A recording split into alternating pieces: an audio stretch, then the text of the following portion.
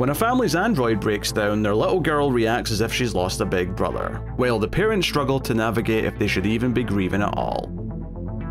This is the premise of After Yang, a science fiction drama about how we value the people in our lives.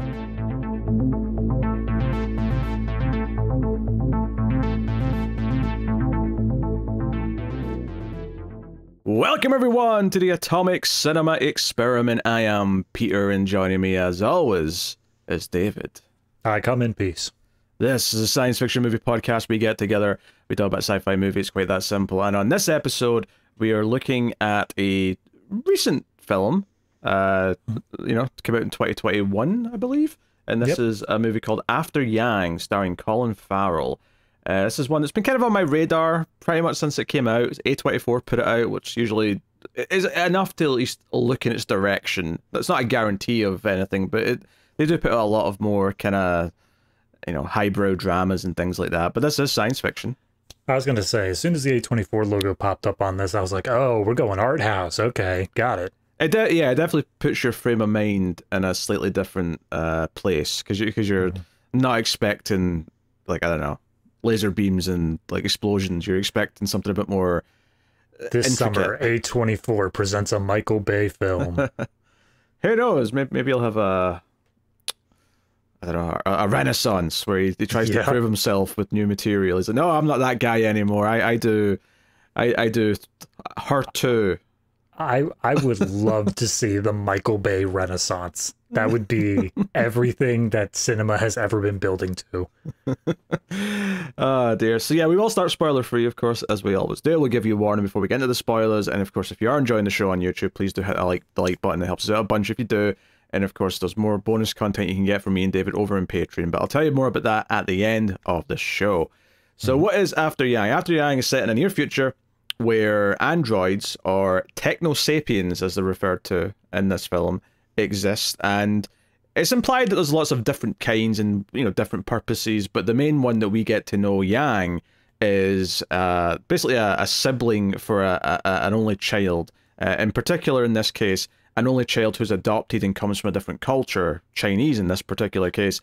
And the idea is that this older brother, who's an android, can help teach that child about their heritage that the parents can't, because they're not actually from that same culture.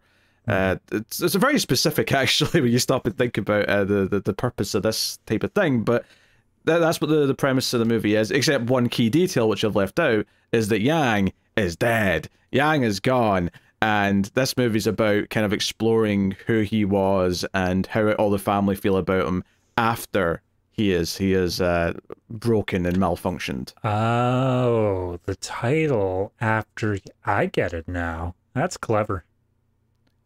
I don't know if you were being facetious there, or you just got it. You're like, wait a minute, something just clicked. Wait a minute, hold on. The main character's name was Yang. I get it. It's clicking. Yes, so that's the premise of the film. Actually, I feel like sometimes I have to like dart around a lot of things because they feel spoilery. I feel like everything there is just the premise, and then everything that that I'm leaving out is the spoilers, obviously. But it's an intricate enough premise, and we'll get into everything. So yeah, I'd heard some positive buzz, just a sprinkling here or there, but didn't really know what to expect. I knew it was about an android of some kind, and that is it. That's all I knew. I knew Colin Farrell was there. I knew there was an android. All I knew going in. Yep, that's pretty much what I knew as well. I knew enough to pick out a homework movie, and by that I just saw that it said android, so I went with that. But beyond that, yeah, I was completely in the dark about this. I have you saying you were hearing good things. I heard nothing. I had never heard of this movie before I saw it pop up on the schedule. Yeah, we'll just get into that. I mean, we've said the premise. David, what did you think of After Yang?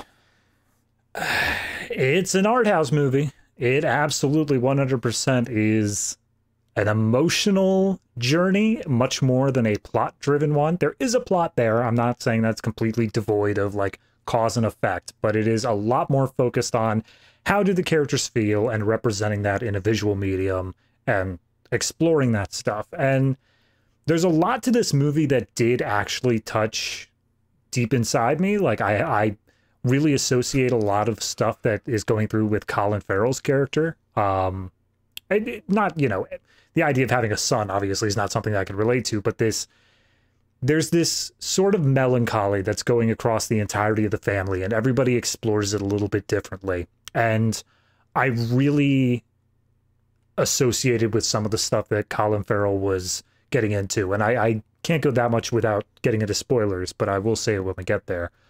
In regards to the visual style, the visual flair, I think that it is very well done. It does do a very good job of establishing the sort of tone and the things that you need to be focused on to understanding like the basics of where we're going with this. It doesn't feel like, you know, the stereotypical art house film where it's all completely dense and you got to search through like 17 layers of meaning before you even start to understand things. It's approachable in a lot of ways. Beyond that, no, it's you said it's set in the near future. I actually think that it feels a bit more distant than a lot of other near future films. There's a lot of things that sci-fi wise, the culture is just very accepting and has normalized, and it feels like that's a lot further down the road than a lot of other stuff. I was just describing the feel more than I was thinking about actual timelines, but yeah. Yeah, it definitely feels like a lot of time has passed, but we haven't really changed much as a culture. It doesn't feel like it's, you know, this isn't your Blade Runners, this isn't your Alien or whatever. This is very much still a culture that you can associate with and understand the basics of.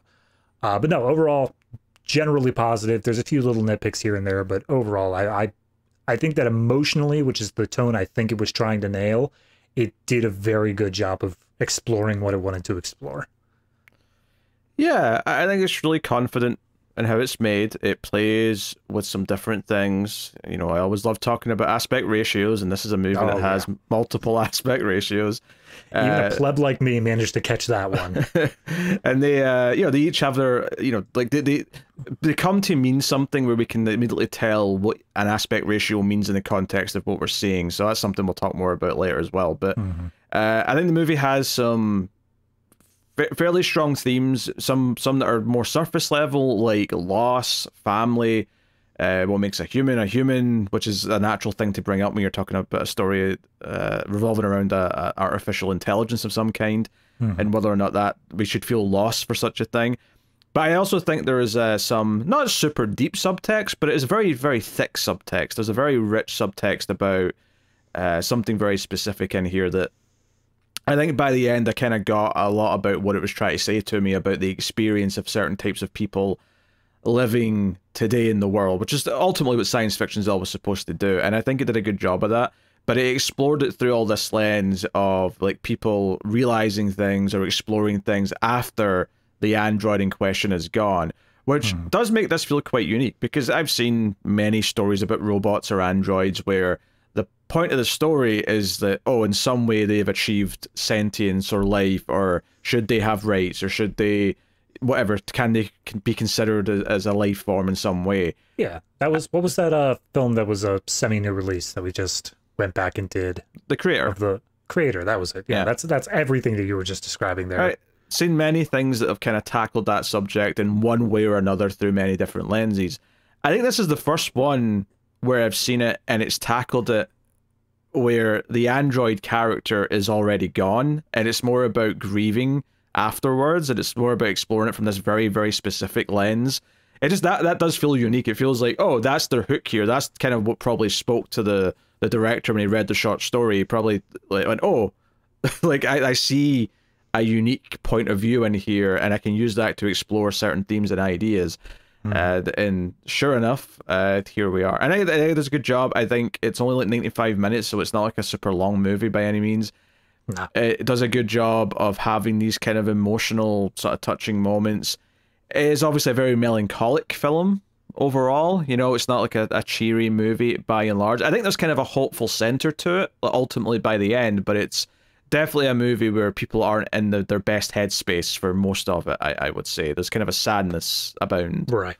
So yeah, no, absolutely. And that's what I was touching on with a lot of the Colin Farrell performance here, because as much as Yang is a central character and we also have the other members of the family, I would say that Colin Farrell is far and away like the focus. He's much more of the centerpiece here of exploring how he's dealing with Yang's loss and the things he goes through in that. regard, but it does branch out to explore the other characters at times as well. It does, yeah. Like the daughter and the wife, like they do get a fair bit of time, but Colin Farrell is definitely our focal point, which makes he's the star. You know, he's the name that people are going to recognize going in, and he does good. And I appreciated that they didn't try and give him an accent. He is just Irish Colin Farrell who's living with his wife in the US. It's fine. Yeah, nothing wrong with that. We could just do that every time. We don't have to make him do a shitty American accent like I've heard him do in other movies. But so my favorite time I ever heard him, I don't even know what the accent was supposed to be, but it was when he was Bullseye in the Daredevil movie, because that was just balls to the wall weirdness for him. I think that was just meant to be Irish. Was it Irish? It was something. It was different than what he was performing here. Oh, sure. Like, I'm sure he was doing like a more animated voice, but yeah, like I want to say he was just Irish when he was Bullseye in Daredevil. Yeah, possibly. I've not seen it in 20 years, and I'm happy. I want to keep it that way. So yeah, no, that's fair. we can leave that to our memory banks. So no, I'll say this: I learned more about tea than I was expecting from this movie. Yeah. This movie is very strange with its culture because you have Colin Farrell, who's Irish. You have his wife, and forgive me, I don't know the actress's name, Jodie Turner-Smith. She's African-American. You have the daughter is, of course, adopted Chinese. And then the whole, like, tone and feel is somewhere between Chinese and Japanese. Like, they have, like, the tea and stuff, but they also have, like, kimonos, and it has, like, a very Japanese feel to it as well. So culturally, it just feels like this huge mixed blending pot of, like, everything just all just kind of become one. I think that's kind of the point of just part of the world building, is that in this like near future, like a lot of that cultural stuff is just kind of mixed in now with I mean the fact that there's even androids that are built solely to like deal with the fact that people are adopting kids from, you know, Asian cultures, like to help them kind of like learn and understand like the culture they come from, is, you know, it just sort of tells you how widespread perhaps it is, and how blended everyone is becoming. And there's even some subtle hints in the movie about kind of how different people feel about that, which we'll get into in spoilers as well. So, very, very curious, some choices, but no, they've got a really interesting house. I definitely thought the house felt very modern, but the layout felt like an old school Japanese house where there's like an opening in the middle with a tree. And that felt that made me think of like samurai movies, which you know. But it was a really nice house. Like I'm like, yeah, it's weird because I think the only change you would have needed to make in order to make it feel just completely like Japanese is the rice paper door panels. Yeah, instead of windows, instead of glass, clear glass. Yeah, just swap it for that, and it just completely felt like an old Japanese house. But no, but it's very thoughtful in the sense that they don't point it out, they don't explain it, they never talk about it. It's just there, and you can kind of take that and like wrap it up into all the other little details you're learning, and kind of like build a world around it. So it feels very well thought out in that sense, even though it's not a movie that's primarily about, hey, look at this cool world we've created and this cool future, and how everything there serves the themes that the story's actually exploring. And so it's you know, it's focused like that. It's not. It's like it's definitely proper science fiction because it's exploring all this stuff through an android and how integrated that is into society, but it's also not a science fiction film first, and if that makes any sense. I would say that the plot of this movie feels like, you know, a relative dies and you're looking through like old photo boxes and you're looking through like old journals and stuff like that, and you're like exploring this relative in a way that you never really knew before. That's the kind of feel I got from this. But then, like you said, there's this layer of sci-fi over top of it where it doesn't make it a sci-fi focused story. It doesn't make it something where all of a sudden it allows them to do something with it that they couldn't do otherwise, and that's you know, that's what a lot of science fiction ultimately is. It's like, hey, we can make something literal, we can do something in a way that doesn't actually exist in reality, but it represents quite clearly something in reality, and that's kind of what this one's doing. So yeah, performances are good, direction's good. You know, I think just be aware of the tone going in more than anything, just to make sure you're in the mood for kind of a sort of quiet, sad movie. Oh yeah. But other than that, like I would recommend it. I think it's pretty good, and yeah, I'm sad I didn't see it when it came out in 2020, because I had a hard time doing like a top 10 in 2021. I thought it was kind of a weaker year. But to be fair, both that and 2020 were rough because of the pandemic. There was just a lot less movies, but yeah, absolutely. It could have used this in the top 10 just to like spice it up, because I have no doubt it would make my top 10 of that year right now if I went back and checked. Yeah, you'll go back and when we do the top of the half of the decade, however we're calling that, maybe this will get up there. I mean, that's tougher though. That's 5 years, not just that 1 year. I don't know.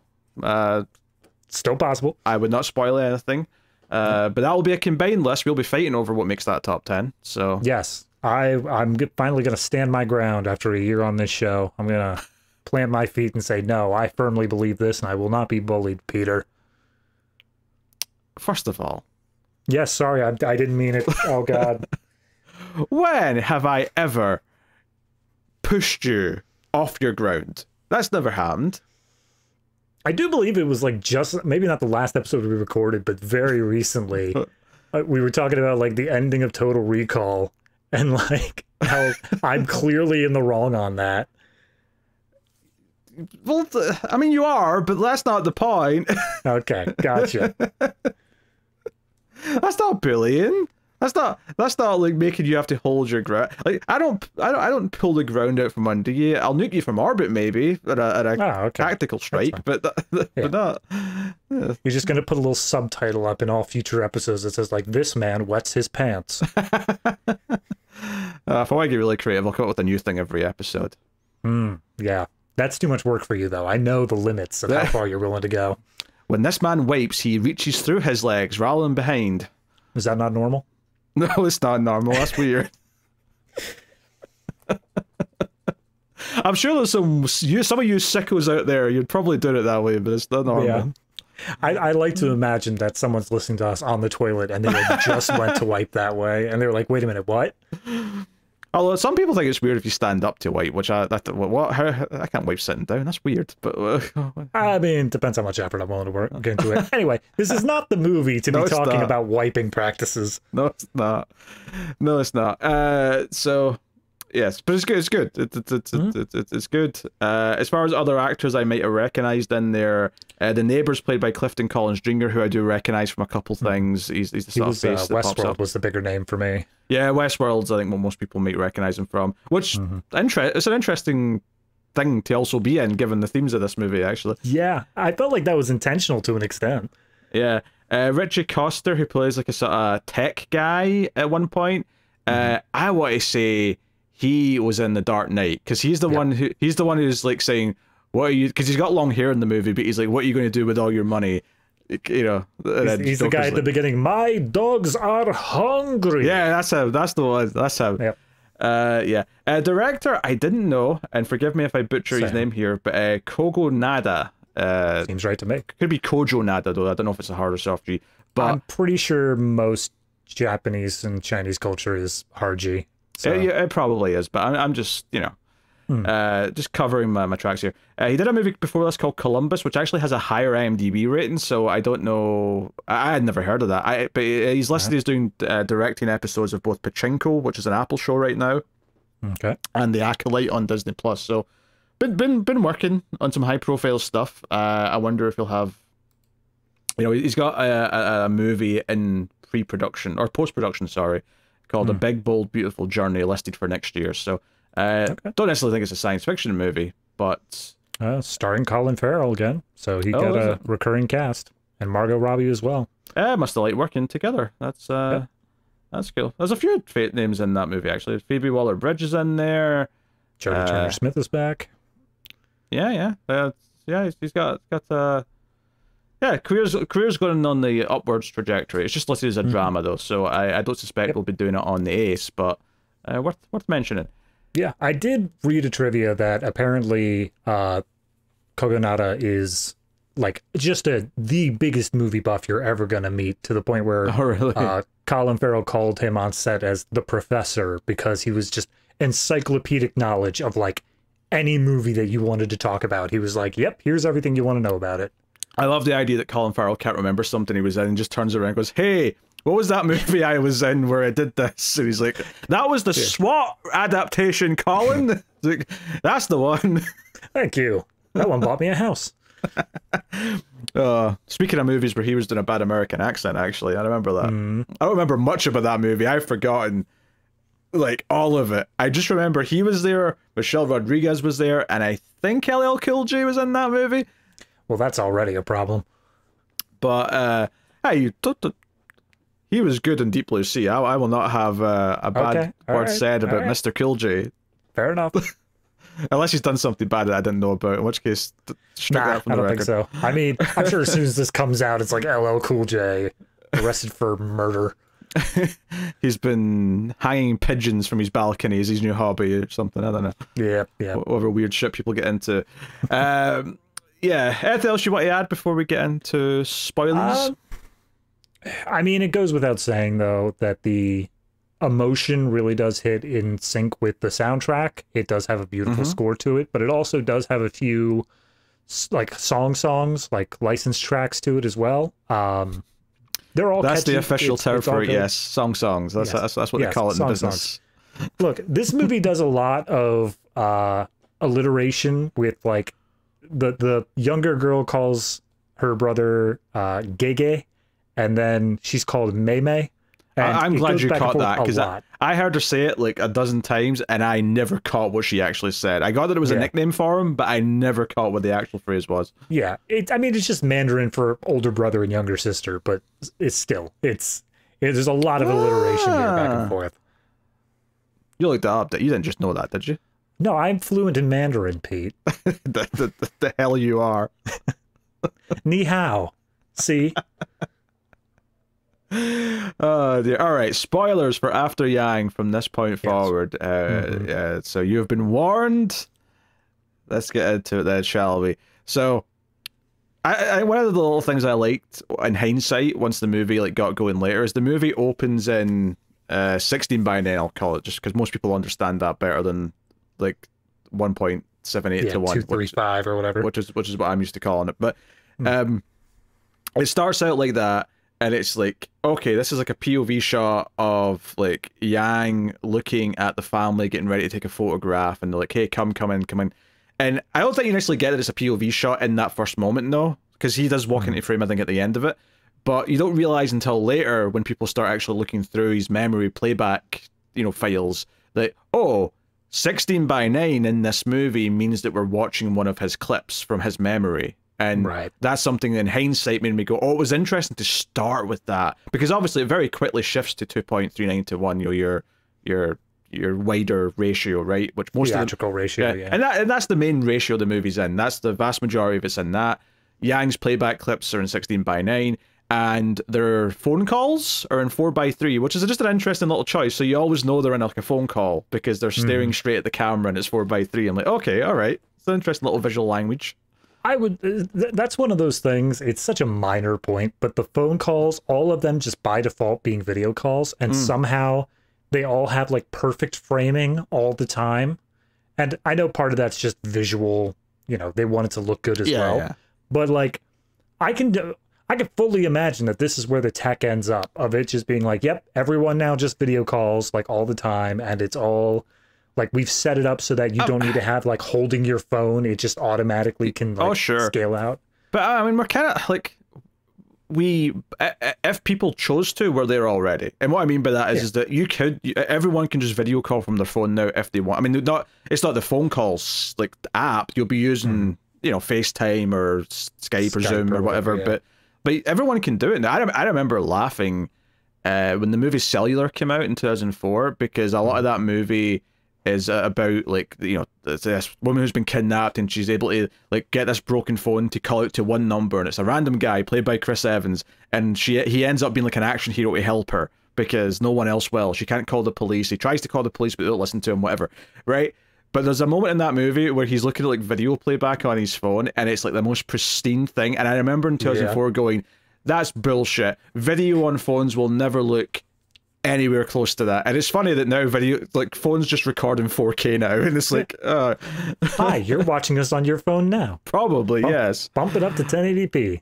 So it's just, it's just funny to think about it. But I think it was an intentional choice, less because they wanted the video calls to have their distinct visual style. Maybe that's part of it, but I think the more important part of it is that it's connecting the video calls with Yang in terms of they're both technology. So the idea that different technology in the movie has different visual ratios to sort of like link them at sort of and like sort of, you know, overall language, if you will. That's a neat little touch. Oh yeah, yeah, absolutely. I mean, I also like the idea that it's also kind of playing on the idea of like how advanced is the technology as well, where we have the 16:9 widescreen just feels a bit more advanced than 4:3.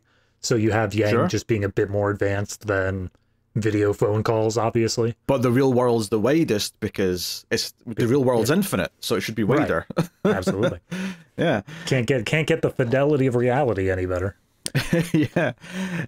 What's interesting though is that a lot of those playbacks though are, and part of it's because they're coming from happier memories or whatever, but you know, they tend to be brighter, more colorful, and that's an intentional creative choice because, you know, when it snaps back to the real world and the wider ratio, things are a bit more muted, the lighting's a bit more dramatic and dim, and like that. And again, that's intentional. It's like, hey, look at how happy things were. Oh, now everything's sad, everyone feel bad and, you know, miserable. Yeah, so that's a creative choice and it's an intentional one that's working. But one that's also worth pointing out is that even just like the not so much the color, like it's not like they've color corrected it per se, but they've got brighter situations and brighter environments and the. Well, I mean, even with the color grading, yeah, the phone calls and stuff like that. It's strange that the phone calls are. We'll get to it. They're always done when characters are not being open with each other. They're not being like fully truthful or sharing everything. And so they're not only is there this artificialness because it's a phone call, but there's an artificialness because of the way they're acting to each other. So the color grading is very blue light, very like artificial looking the whole time. And you get this feeling of it's like none of this is actually like happening. This conversation is, while it is actually happening, it is divided. It is not actually there. There's a barrier or whatever. But that's different again from the Yang clips, though. The Yang clips are all very vibrant and lifelike, and then it makes it feel like more real than anything else. Yeah. Which again is intentionally a point. So we have to talk about the opening title sequence. Thank you. I was so this movie goes on for about 4 minutes of just being like family drama for a while, where they just like talk and they're talking about like, oh yeah, she's doing great on her violin, Yang's doing great, all this stuff. Yang's not dead yet, by the way, in this intro. Yeah, he's dead after the opening title sequence, but but before the opening title sequence, all in the little moment of the memory of the photo being taken, it's them just having basically casual talk about what's going on. But you'll notice that Colin Farrell and the wife are both like putting on a shiny sort of thing. I was like, what are they do? What is this outfit for? And I didn't know. I was so confused. I thought for sure they were like about to go out into the radiated wasteland or something. Or go to like a spaceman themed dinner party. I don't know, but like it was shiny. There's these shiny sort of jumpsuits over their regular clothes, and the family all line up. And the only way I can describe this, so this is shot dead on, right? So you got the four characters, you know, mom, dad, little girl, Yang, in the frame. And just before I go through the various things we see here, just to describe what this is basically is, it's if you're familiar with the dancing games like Just Dance or like We Had dancing games, right? It's kind of like they're doing that as part of a battle royale version, like Fall Guys, where they're getting eliminated, like families are competing against each other and they're getting eliminated when they're not keeping up. So we get like a solid like 30 seconds to a minute of just this main family doing their weird dancing and hand movements and whatever. And then it starts cutting to other families. And notably, and I actually predicted this because I recognize one of the actors in this from the Fallout show. I saw her and I went, oh, she seems like too recognizable for this to just be like a throwaway face. And I'm like, I bet all these other families we're cutting to are characters later in the movie. And all of them are. Oh, you're right. Honest to God, I didn't even recognize that. The neighbors, I mean, I'm not saying like every family member is, but like every family has at least one character that's a character later in the movie, because the tech guy's in one of them, the neighbor's in one, the one that I recognized was the woman at the museum. Yeah. So it's like every single one has a character that pops up later. Yeah, I also love that. Like, it starts out, like you said, the family just doing their dance on their own before we see anybody else, but it also does it with the family in their living room. And then all of a sudden, as like they end round one or like they're about to get into it, the color, like the living room drops out and it's replaced with just a solid color behind them. Yeah. And then each of the different families, as we cut between them, have their own solid color. So you get this feeling of an association between each of them, despite the fact that all these families, as far as you know in the beginning, you're never going to see again. They aren't important by any means, but you get this association of it is like a competitive match, and these are all their team colors, more or less.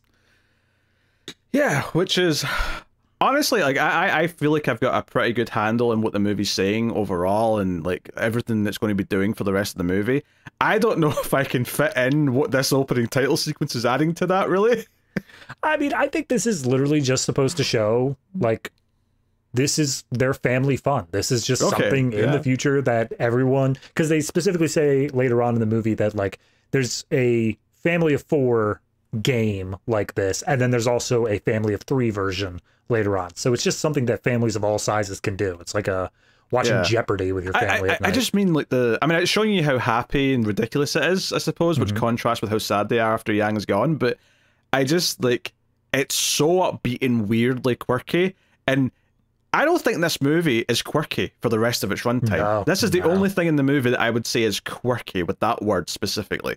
So it's an eye catch. Like, it definitely, with all of the melodrama that led into this, and then all of the drama that comes after it, this is something where it's like, oh, Jesus, I'm awake. What's up? What am I paying attention to? Yeah, it definitely makes you go, wait, what's happening? What's going on? But yeah, of course, the premise of the movie, though, is then that something's went wrong with Yang, and it's like the morning after he's shut down, and like, hey, what do we do? Oh, well, we'll try and get it. And there's a lot of just little bits of nuggets of dialogue in here that kind of reveals some certain things. Like, they didn't buy it from the company that actually makes these things. They bought it from, like, a third-party store that sold them a refurbished one.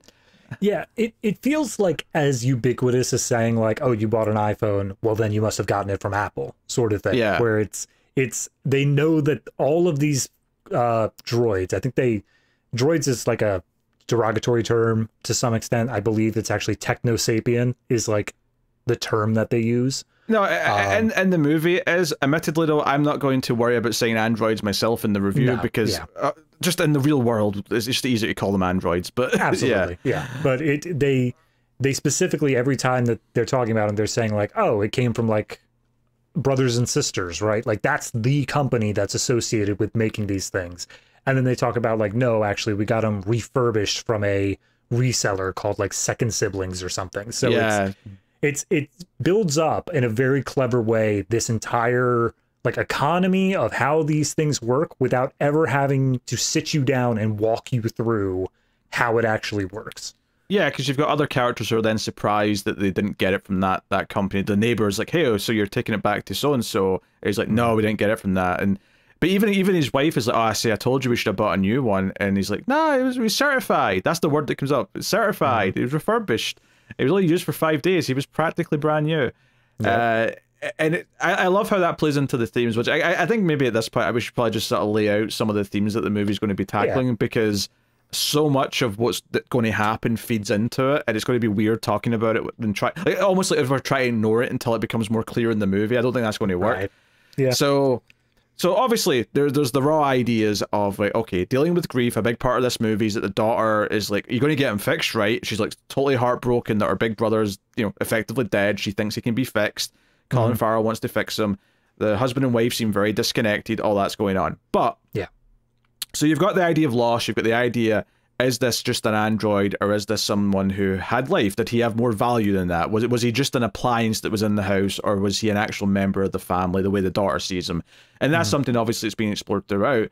But the more specific thing that I think is going to come up a lot as we talk about various scenes here is that it all ties into what he was bought for, which is that he was purchased to be effectively someone who could teach the younger girl, right, Mika, about her Chinese heritage, because her parents can't do that because they're not from China. Yeah. And, there's some great scenes that explore that.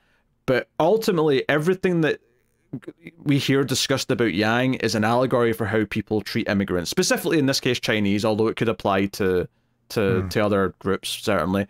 But just certain things like how everyone kind of views them in a different way that could apply to how people in real life view immigrants, right? They're here to be useful, or they're here to be this, or they're dangerous because they're spies and like they're you know they're others, they're different, you know, or they're this, they're that, and then ultimately the realization, no, he mattered. He was his own person. He had all these things. It's not this like broader label that you're going to apply to him. He was at the core of it all just his own individual. Like it doesn't matter about all these labels coming down up top. One other thing that just kind of glossed over, I really appreciate the fact that everyone in the family is processing his death in a very different way. Oh, you have, and it's unique to this sci-fi idea because you have the parents, which are effectively doing things that could happen if anyone dies, where the mom is very much of the mindset of like, yes, like we can grieve, we're upset and whatnot, but we still have to move on. We still have to get past this and continue with our life.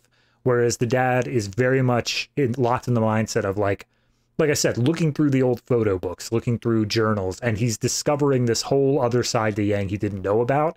And it's like he won't rest until he knows who he was. Fuller understanding. Yeah. Right. He needs to understand this person who was in my life for so long. How did I know this little of him? Yeah. But I like... Go ahead. I was going to say, well, I think one of the things that I really like about it is that the daughter just immediately treats Yang like he was a real person. To her, he was a fully fledged person, and she's heartbroken about the fact that he might be gone now forever. Yeah. And the parents have to go through kind of a journey to sort of realize that they also feel that. Like, they're not ready to admit that as soon as he's broken. Like, they still think he might be able to get fixed, but even once they don't, it's kind of, they tackle it in different ways. And I think there's a really nice moment about halfway to 2/3 out of this movie. First with Colin Farrell, then later with the wife, where it's like, oh, we're actually going to see them have like some of their memories of Yang and sort of show how they actually had meaningful conversations with him, where they bonded with him in some ways that maybe they hadn't thought about that way until now that he's gone, where they can actually think about, oh, he was taking an interest in the thing I care about, and he actually had some interesting opinions on what it is and how it works and what it means to me. And because there's a moment which, I mean, it's not really the point of the scene, and you could argue it's just Colin Farrell trying to sum things up without having to explain everything, but he just refers to Yang as his son. It just comes out and he says that, and it's like, I feel like you're actually starting to think of him that way, even if maybe you hadn't realized it while he was here, but now that he's gone, you're starting to realize that he kind of was your son. Yeah, no, I really appreciate that sort of theming across the movie, because it does open up with this idea of like, oh no, Yang, like we got to go get him fixed. And everyone talks about it in such like technical terms, and also in this idea that like it is something that is easily fixed. It is something that can just be brought into a shop and it's like no problem whatsoever. It kind of feels the same sort of way of like, you have a relative that took a fall or something like that, and they're unconscious and they're not waking up, and you think like, oh, okay, we'll take them to the hospital, they'll get fixed. But then over time you realize like, no, this was more serious than that. And it's a slow realization that the seriousness of what's coming in now, and it makes you reflect on your entire relationship with this person, whether it was positive, negative, anything like that. You reevaluate the entire standing that you had with them. And obviously for Yang, one of the things that they bring up multiple times is that they basically kind of allowed him to become a surrogate parent for Mika as well. Like they were just like, yeah, Mika's fine because Yang's going to be there. We don't really have to be there and be present. And now that Yang is gone, they have to reevaluate their entire position as parents. They have to decide like, are we doing good at parenting? Because we just haven't been there for her for a lot of the time that she's needed us, because Yang was always there to step up. So it's a very good analyzation of how one person leaving your life can cause you to evaluate everything else in your life in the same breath. Yeah, and then you've got that added element of, this is not someone they considered they'd ever think about this way, because, he was just easy to write off as he's not a human being.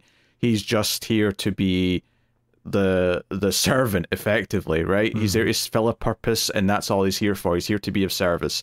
And that ties back into this idea of how like immigrants can sometimes be treated where they're here because to fill certain roles, and that's what their purpose is, but we don't necessarily want to think of them as actual people who have full lives and rights and things like that, like, and not necessarily in a super, obviously for some people it's like a super like intentional like evil way of thinking, but for some people it's more of just like an ignorance. It's more just not thinking about it. It's just, and that's kind of the way these two characters come across, is they've just not thought about the fact that Yang has any feelings or cares about things and has hopes, dreams, or whatever it is. Well, going back to that ignorance thing, one thing that we see later on in this movie to add to the sci-fi batch is they also have clones. I love how just casually that is mentioned in one scene. Like it's not a big thing at all. It's just like, I mean, it's big in like what it's saying about a character potentially, but the way it comes out is not like and you know, in our world, we've got clones. Go, like, because, you know, in another movie, there'll be like a billboard for like, go and buy your clone today. Oh, yeah, absolutely. You see him driving. There's so many driving scenes in this movie that in any other movie, you'd be on the exterior of the car and you'd see like the world, and you'd see like these billboards and these ideas of how the world has evolved. Oh, and by the way, every single time it's a zoom in through the window of them in the car. Yeah, and all these driving scenes, no one is ever driving. All these cars are driving themselves, and it doesn't focus on it, but you can just tell no one's actually handling a wheel. Yeah. It's so casually in the future that you don't even realize that you're there. Yeah. But no, the reason that I'm so impressed with the clone stuff is because you have this entire thing of, okay, well, some people view droids as lesser, some people view them in like, you know, the immigrant sort of standing. But then we see Colin Farrell, who has no problem with androids, but the neighbor who has clone daughters, he gets the ick from that. Like, he's just, he has this sort of built-in bigotry where he's like, oh God, they're clones. And it's something that he evaluates himself over the course of the movie. But I really appreciate that idea that, like, even in this world where someone is as accepting of androids as he is, there's still that level of, well, that's okay, but this other thing isn't. Yeah, it's very much like he is challenged throughout the film, and it makes him sort of, and it doesn't feel like he was like a, you know, it doesn't seem like he was someone who was going out and protesting or anything like that. He seems like someone who just has a, he's like, that kind of weirds me out. I don't like the idea of clones. I just rather they don't be in my neighborhood. Yeah, but by the end of the movie, of course, it seems like he's really turned around on that opinion, and not in some big way where he makes some big speech or statement. He just clearly sees a clone as more of a human being by the end, and you can tell that he's learned things. You can tell that he feels differently now because he's been forced to sort of confront how other, you know, both androids and a clone feels and stuff. So I think that stuff is really great. And then you've got this idea as well that, you know, the character who is, you know, the sort of black market fixer who might be able to fix them when the companies won't. And the company stuff is just like a bureaucratic like scheme of like, oh, well, we can't fix it, but we can give you a discount on your new model. That is 100% why I was comparing it to Apple. I just imagine all the stuff of, you know, bring your phone to the Genius Bar. Well, it doesn't fall under this very specific thing we'll fix, so we'll give you rebates on a new one. Because the neighbor, like, recommends this guy, and Jake doesn't go there. That's Colin Farrell's character, for the record. Jake doesn't go there immediately. He goes through the normal channel first, and then is basically everything the neighbor said that they would do, they do, which is offer exactly what they said, not be helpful, and even charge them just for looking at the droid. That'll be $250, please. Which, to be fair, that may not even be that bad, but we don't know how much inflation's happened by now. That's what I'm saying. I want to believe that inflation has just gotten so bad that $250 is like, oh yeah, that's like half an hour of work for me. No problem. Yeah. You want to think that's like $10-15 in today's money. That's what you're hoping. But his reaction to it, of like, are you serious, does not imply that. It implies it's $250. Yeah, that's fair. So he goes to this guy, and just before the scene with him, there's a poster of an American flag with the words written over it. There is no yellow. I don't even know what the end of this is. Either there's no yellow in the red, white, and blue. In the red, white, and blue. Yeah. So it was clearly like a racist thing. And obviously, we are dealing with actual Asian characters here, but I think it's more to sort of make that link between what the androids are representing, because this character turns out to be a bit of a conspiracy nut who's convinced that there's spyware that's like, you know, taking photos and like information of families, and that's what he tries to tell Jake. So I didn't get this on The View, but apparently if like you got a high def version, you zoom in on this billboard, this is basically the backstory for this world. Oh, interesting. And it is essentially that we are just after a 60-year-long war between America and China. I did not get the war part of that at all in the movie. That's interesting. Go on. Yeah, no, so like just looking at the thing now, there's like a sign that says the yellow peril, obviously heavily racist propaganda stuff. But it sounds a lot like during the Cold War, like the red this, the red that. It's very similar to that. Exactly.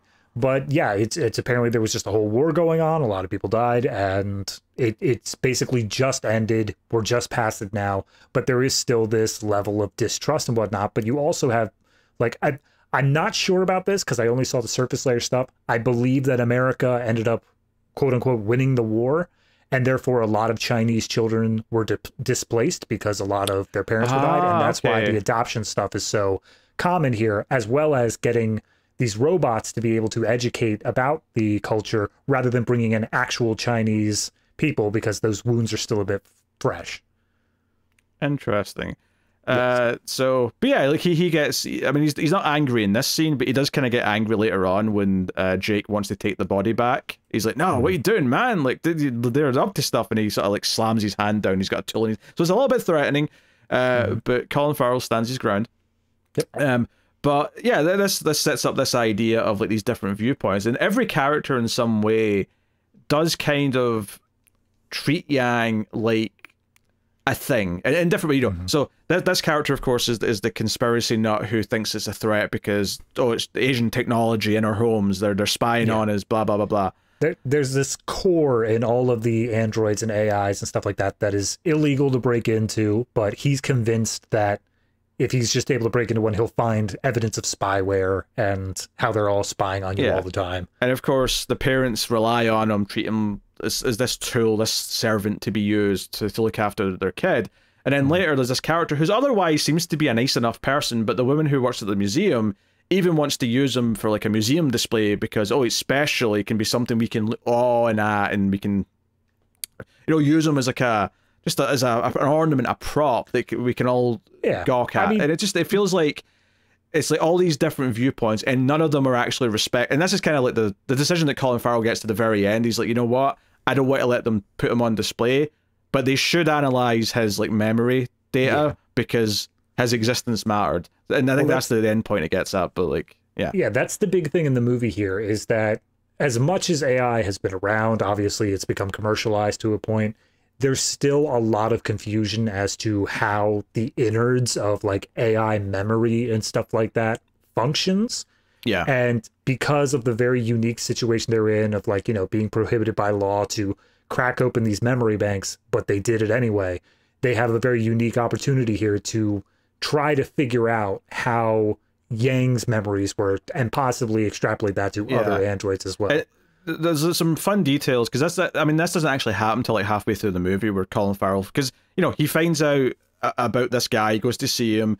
This guy eventually gets out this little, you know, he agrees to let him crack it open. He pulls out this little chip and he's like, hey, this is like, he thinks it's the spy thing, but it turns out just to be data, right? And when he takes it to the museum lady, Cleo, she's like, oh, this is data, and there's something that stopped after a while because of private concerns, but one of the things they wanted to do in the early days of these androids to try and see like what AI thought was important to remember is that they would sort of choose which, like, it's like a 3 or 4 second clip once per day. They would record a clip and keep that in their memory, and we've never really been able to look at them before, but you know, we can build you, because this has got like proprietary like sensors and like connections, like we can build you a device that will plug into your VR glasses and you can watch them. Because I like that little detail as well. It's like none of this tech he's using to watch it is unique. This seems like something everyone has, because she even says this will just work like anything else you plug into your tech, right? It's fine. She's literally just saying, yeah, I'll make you a dongle that can connect to that, but like it already exists. So that leads to like what a big part of this movie is, which is them watching, or him specifically. Later on, his wife does it as well, but he watches these clips, and I love how much the movie opens up at this point, because one of the first things he sees, one of the most recent memories, is this woman turning around, smiling and saying some just an innocuous sentence. It's like, hey, what are you doing? Something like that. And it's like, who is this? There's a woman in his life that Colin Farrell did not know about. Did he have like a friend or even like a love interest? And it was secret from us? And this is actually so what a movie I really liked. It's almost it must be about 10 years old now, but there's a movie called Me and Earl and the Dying Girl, right? Okay. I remember that coming out, but I don't remember what it's about. It's a really good movie about this high school girl who's dying of cancer or something, and it's like this friendship that forms in these last. But I don't want to spoil too much, but there's this idea of like discovering a whole new side to a person that you didn't know about after they've died, and it's always something that I've kind of liked as a cinematic kind of thing to explore, because it's always this kind of touching like realization. And I think what's interesting about the tone of this is that it's got this perfect mixture of, oh, it's kind of sweet that there's another side to him we didn't know about, but from a science fiction perspective, it's also fascinating because, like, wait, he can have secret friends? Does he have feelings? Does he care about this person? Yeah. You know, he's all the recent memories of her, so it suggests that he does. But notably, when he goes a bit further back into the memory pool, yeah, he sees tons of his daughter when she was younger, and it's all these like touching family moments. There's even some of him watching Jake make his tea, which is something we've not really talked about what he does for a living yet, but we'll get to that in a minute. So all these little things all bubble up to like really be an intriguing, because I was enjoying the movie up until this point, but to me this was like, oh, here's the hook. This is the thing that's really going to drive what the rest of the movie's doing now, is this revelation. And it's such a great visual as well, because they later on they justify it very heavily with a flashback that Jake has, but they make the memories essentially like simultaneously a grid to make it very computerized, very like, you know, how you would expect that to be presented, but also like a forest. Yeah, it looks like a forest sometimes, and yeah, there's a reason for that later, where like, all that's, and this all ties into his tea, because it's all about leaves and all that. It ties into there's a great scene with Yang, a flashback with Yang and the daughter. That all revolves around trees, and how he uses that to explain her like sort of dual identity, her dual heritage, where she's, you know, we'll talk about that scene as well, because it's a really good scene. But this idea of the forest, and like each tree in the forest is like a visual that keeps coming. There's even a tree in the middle of the house, right? Like I said, the house is built around a tree in the middle. So this visual, this motif keeps coming back again and again and again, and the idea of branches going out and there being more connections that you didn't even know about. Like, it just keeps coming back. Honestly, as we keep on cutting through Yang's memories as well, like a lot of his memories are trees. Yeah. Like him just looking up at them, exploring them. Like he's fascinated by them over the course of this movie. Yeah, and one of the great things here as well is that because the clips, you know, they built in this reel, they're only like 4 seconds long or whatever it is. So you get this just little snippet without much context, and there's like a second one where she's on a bed, not in a weird way, not like in a sexy way, just in like she's just sitting in a bed. And then there's one where they're at like a concert, and she turns and looks at him. And each one, like, he'll often play it a few times, because like, play it again, and it'll loop through. And one of the things that's really interesting about that is that once it goes into like, say, again, it does this for multiple characters, but I'll use Jake's as the example to explain this.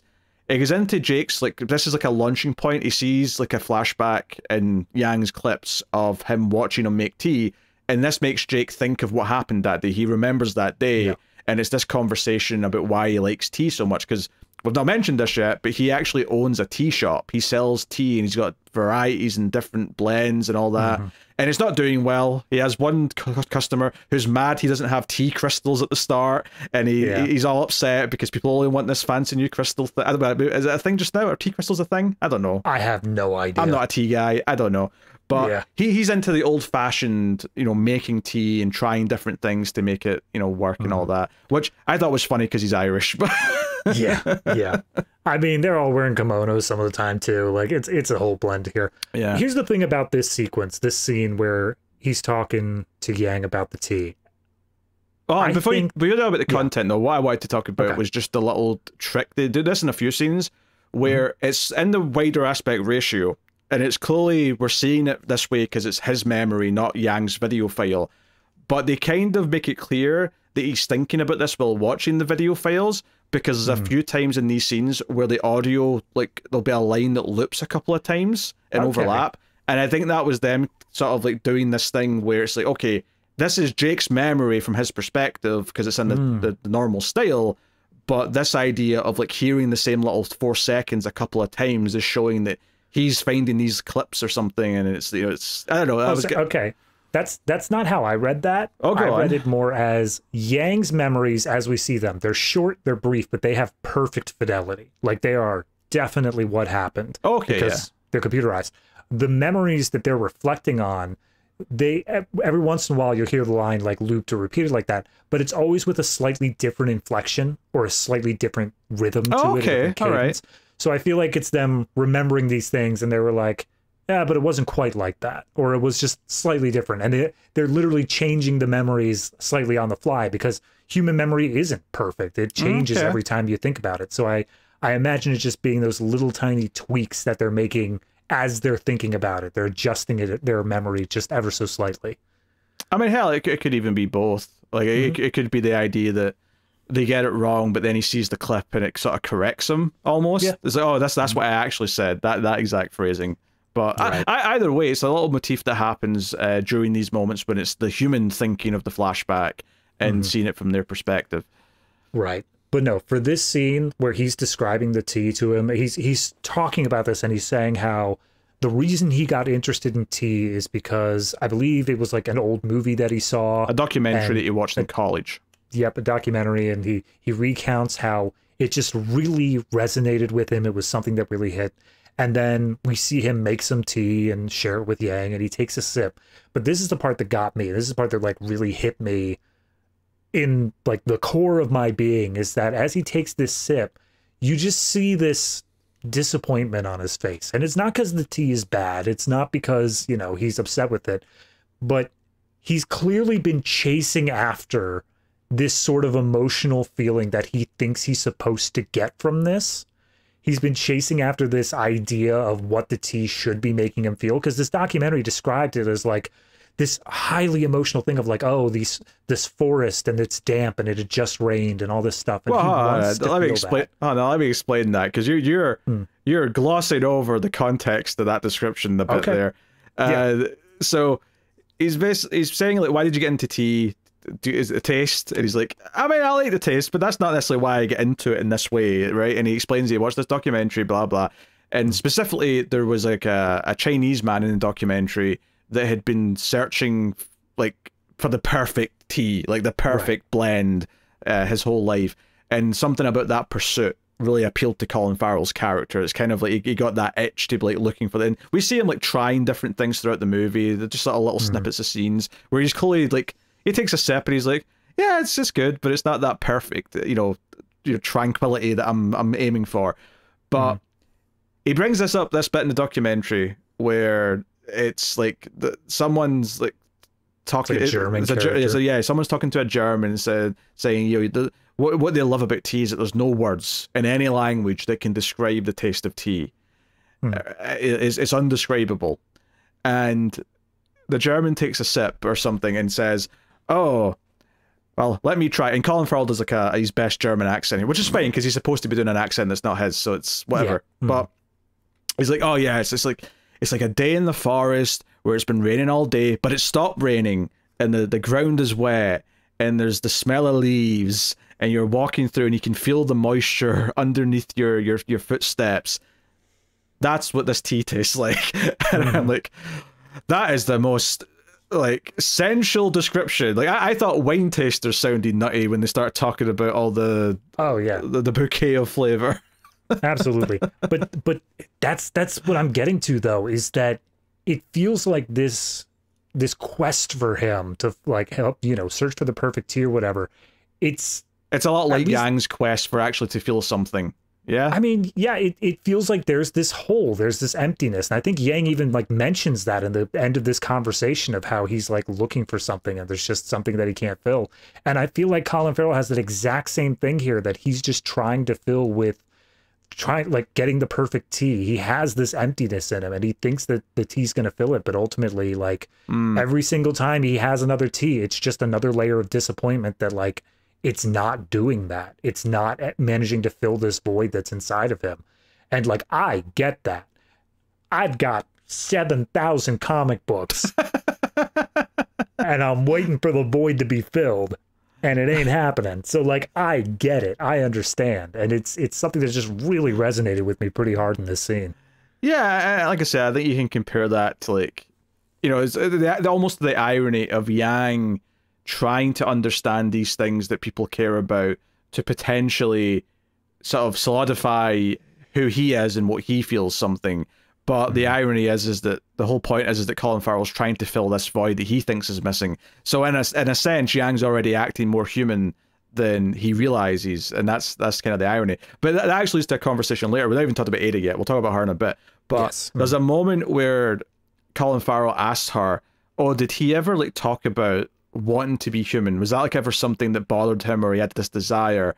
And she laughs and kind of says, "That's just so human to even think that he would want to become human." Like, you have this almost like superiority complex that another type of being would want to become us. And to be fair, to defend Colin Farrell's character a little bit, I get why he thinks that, and like all these things, this idea of having a friend, and like all the questions that he would ask, it does kind of lead to this idea that he was searching for something. But it comes back into that other main theme we were talking about when she says he never questioned, "Am I human?" but he did sometimes question, "Am I Chinese?" or "What makes me Chinese?" Yeah. And it's like, well, technically, conversation, yeah, technically you're not, because you're an android. I mean, if we're going by strict definitions, but you know, it's so yeah, like all that, just it felt like it was like hitting some real nice points and bringing them up in a way that wasn't like beating you over the head with the ideas, but was giving you just enough to really kind of get a sense of the topics you're exploring. And not even give like super definitive answers on all of it, more so just like, you know, think about what some of this stuff actually means and whatnot. Because it goes back to the scene with the daughter Mika, right? So there's this scene, a flashback. So I mean, I suppose in a lot of ways, like each of the family members get one big flashback, right? So Colin Farrell's was the T, like his T origin, right? The documentary, all that. Yes. The daughter's flashback is a scene where she's in the car with him. He's taking her home from school. And Yang is like, "Hey, you okay? You look sad, whatever." And she says, "Oh, some kids in class today, you know, said, 'Who are my real parents?'" And she's like, "Oh, they're my real parents." "No, they're not your real parents. Who are your real, like, who are actually your parents?" And it comes up this question of her, like, being confronted with this idea of, like, explaining to people that, you know, the idea of being adopted, the idea of, like, how, like, are people going to consider her parents real? Obviously, I think for most people would say to her, no, it only matters how you feel. Do they feel like real parents to you? Are they looking after you? Are they loving? So on and so on. But Yang's trying to kind of like ask her about this, make her feel better. And it leads to like a second location where he takes her to a tree farm. And he points out some this tree that's had a branch grafted onto it, right? And he's like, "Hey, do you see that branch, right? That's part of that tree now." And she's like, "Yeah, but it's not real. You can see it's just been attached. Like you can see like, you know, the bolts or whatever. It's taped on there. Yeah. I'm still waiting for it to grow into it." And he's like, "Oh, okay. All right. Let's find another one then." And he takes her to another tree. He says, "Look at this one. See, that one's actually naturally connected now."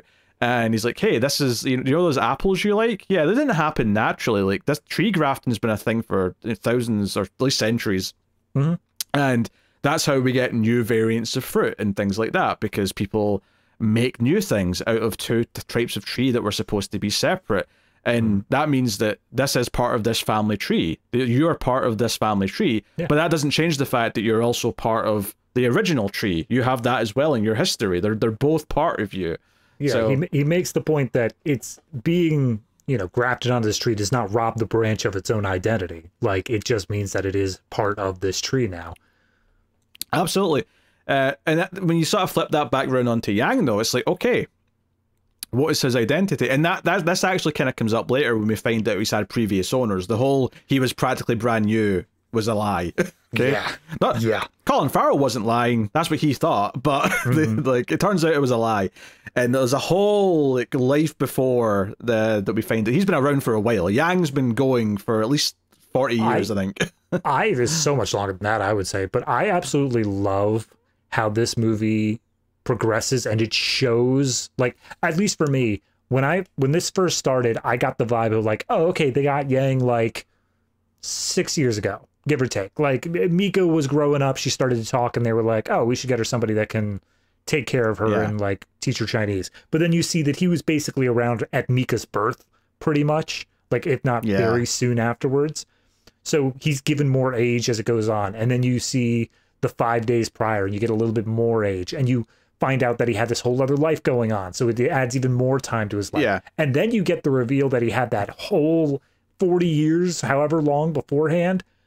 And it just blows my mind that this movie continues to say, like, no, he's just been around like forever. He's just this constant, and this idea that Colin Farrell was trying to explore the tiniest little fraction of his life of who was this girl in this memories.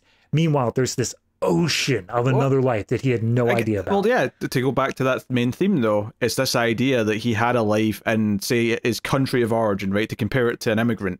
He was somewhere else, but we don't want to know about that when an immigrant comes to the country. It's like, no, you're here now. You integrate with everything that we do, and you have to do it this way, and we don't want to hear about, like that's kind of what it's getting at, and it's this idea that, and it's not so much that, it's not like Yang could have just explained this if he was asked. It sounds like, oh no, they were kind of locked away in his mind. He'd been reset, you know, the kind of thing. They were hidden. But it's this idea of that whole life from before that is just ignored. And throughout the movie, Colin Farrell is starting to like explore it and understand him better and realize, oh, he had a full life before he ever came to us. There was a whole thing there. But before we go into like Ada and then like the extended life, just to like wrap up the family flashbacks, we should probably talk about the mother character, Kira. I'll be honest, I got the least out of the mother as like a character.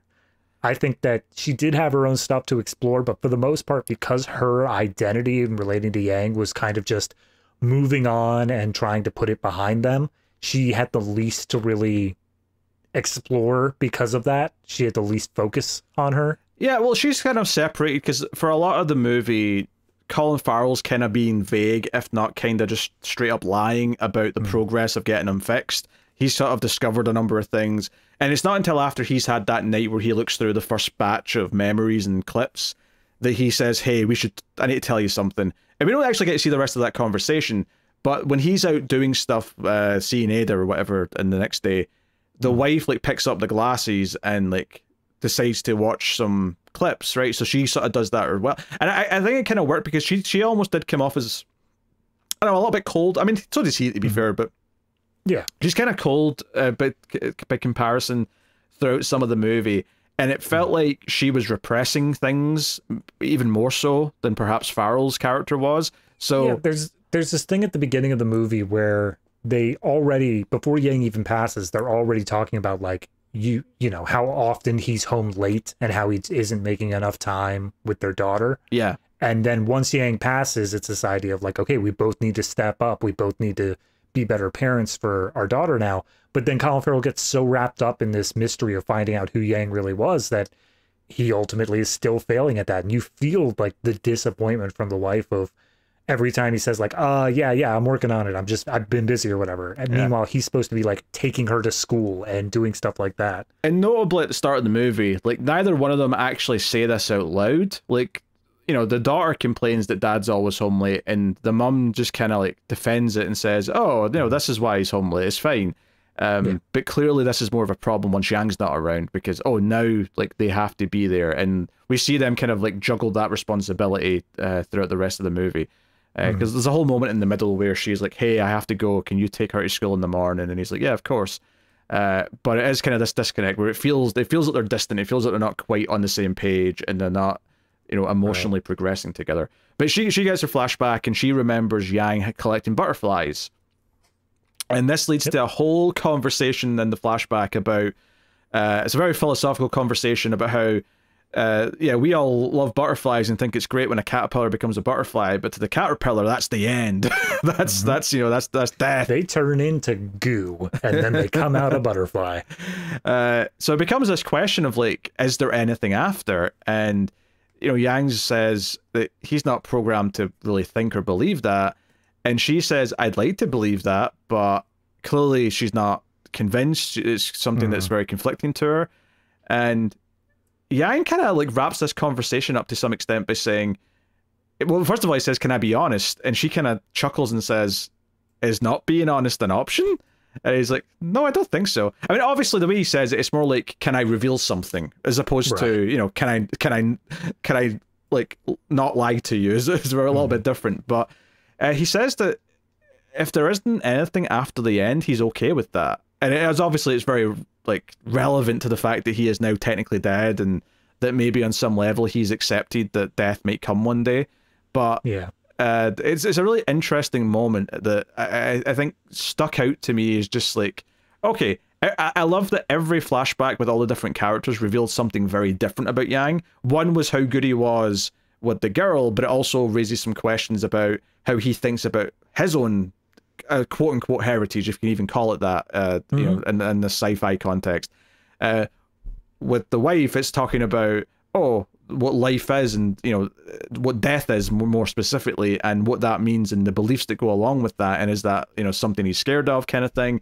And with the dad, it's more about, okay, the passion you have in life and like feeling fulfilled during life. Like they all cover a very different key element of what the character is, and I think that's really nicely balanced out.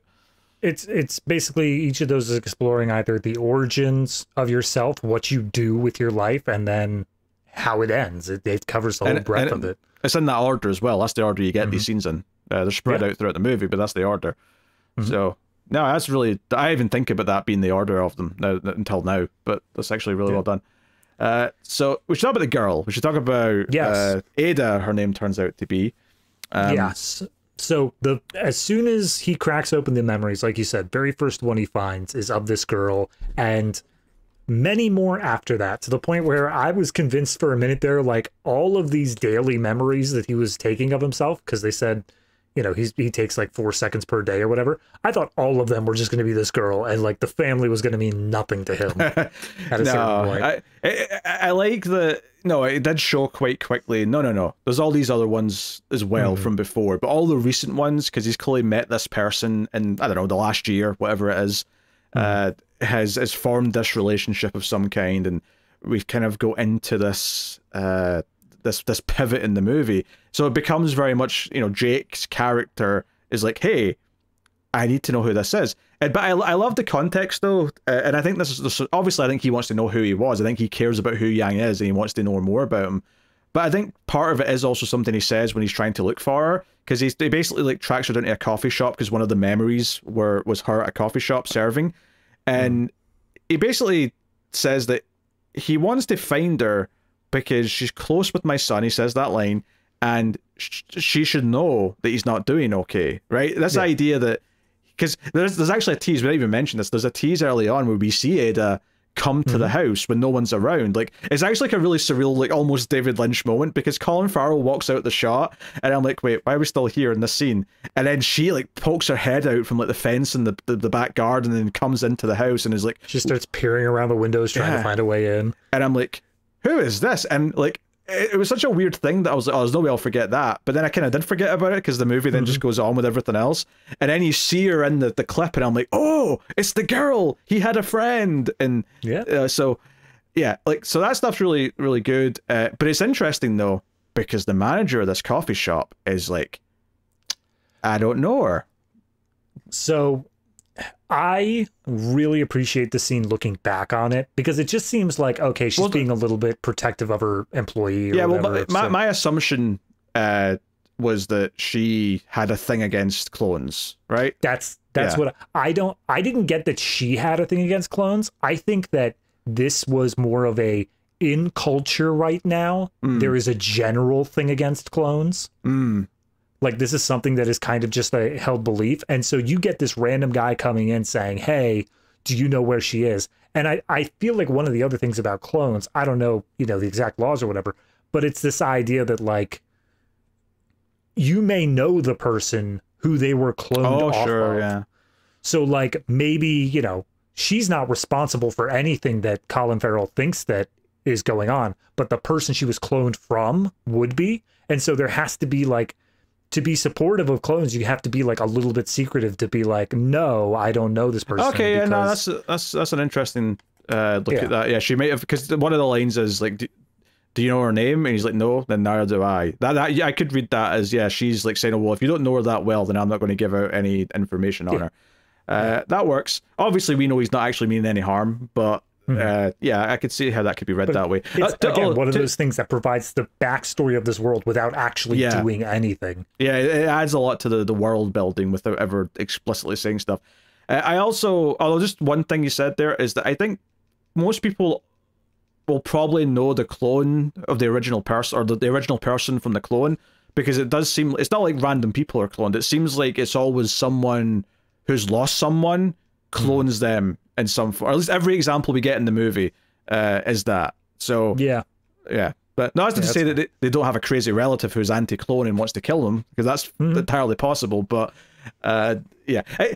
because so you get that scene, and then the scene where it all kind of comes out is that he goes round to the neighbor's house again and says, "Hey, have you seen this girl?" And he throws a photograph, and he's like, "No, I don't think I have." It's like, the girls might have though, because he's got 3 kids, right? Again, and we saw them all dancing at the start, so we've seen them before. And the 2 little girls, the twins, they're like, nah. But clearly the teenager is kind of like recognizing something here, and like I can't remember exactly how the conversation gets going, but ultimately she blurts out, you know, like, "Why are you looking for her? You've got a problem with clones," kind of thing. And it's interesting because the conversation also clearly reveals that this girl herself is a clone, maybe suggesting that, I don't know, maybe her mum died or something, and that's where she was cloned from, or whoever, I don't know. But either way, or maybe it was just another daughter that got killed or died tragically or something, and you know. But regardless, and it's interesting reading this scene though, because the neighbor's kind of like, "Oh, I'm sorry, that's out of line," and I'm like, but if you actually think he's got a problem with clones and your daughter's a clone, I feel like you should, you know, I don't know, it's interesting to navigate the I don't know, the politics of the scene, I guess, is what I'm saying. Absolutely, because he's like he's like, "Hey, look, that's rude. He didn't do anything wrong." And it's true that like Jake didn't do anything wrong, but we know in his private moments he does actually have a thing against clones to some extent. It's not like we said, it's not like a deeply held rooted racism or anything. It's just a casual sort of like, I'd rather they not be here. There's one moment when he's on the phone to the wife, where the wife says, "Oh, she's next door with like the girls," and he's I think he says something like, "Oh, they've got a clone." Like, I think that's the line he says. Although, to be honest, I misheard it at the time, and I thought he said they've got phones, and I thought he just didn't like kids having phones. I mean, that would be the funnier in this hyper technological future and all that stuff. It's just like, oh god, they each have iPads. Oh, they're using like Bejeweled and apps and stuff. I sound like an old man now saying Bejeweled, but what the kids playing on their phones these days? They enjoy their solitaire and their Pong. The Candy Crush.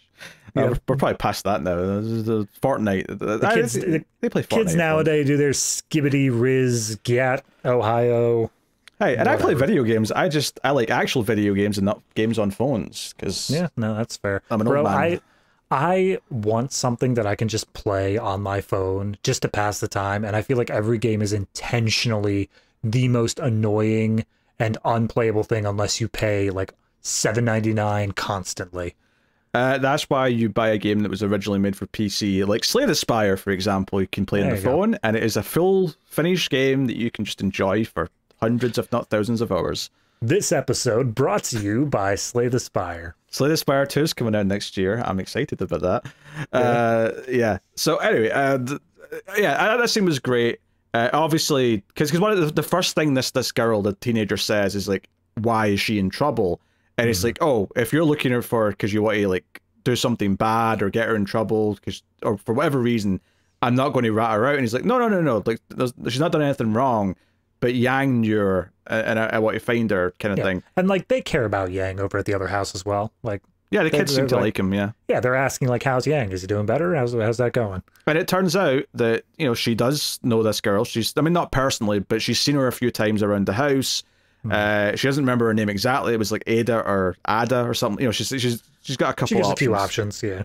But it's like, yeah, I've seen her. She's been around, and he thanks her. You know, it's all very. But it does kind of feel like in this scene, like this whole, you know, you've got a thing against clones comment. I think it does, like, the awkwardness really works, and you can kind of see in Colin Farrell's face that he's clearly reconsidering his feelings right now, and partly because not only is he finding out that Yang seemed to have a friendship with a clone, but he's also you know, like this girl who is a clone helps him in his time of need. So like he's got a couple of reasons here to maybe change his mind about how he feels.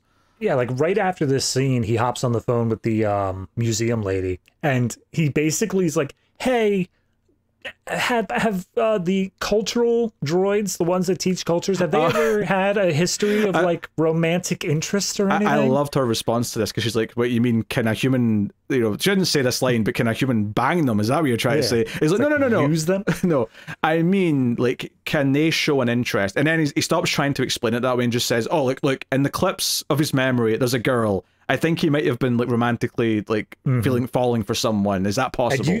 You see her, the museum lady's face just light up like, oh yeah, she's I like, don't know, but like that sounds super interesting. That sounds like a breakthrough in like, you know, the analyzation of robots. Did someone say Nobel Prize? I think I heard Nobel Prize. Her eyes light up, and she wants a piece of that action. It's like all that stuff is really fascinating, and he does like she eventually just shows up at the door. Heard you were looking for me. Yeah, that's the voice she used. Yeah. But she, he invites her inside, and then it cuts to obviously later in the conversation where he's clearly explained what's happened to him, and she's upset. She's saying, "Oh man, like, you know, I was wondering where he was. You know, I see him usually most days." And he's like, "Hey, can I ask how you two met?" And it's like, yeah, like he came in and ordered stuff all the time. I actually, you know, I don't remember what the exact line was, but she's like, she was surprised when she found out it was an android because he kept coming in and buying various coffee drinks.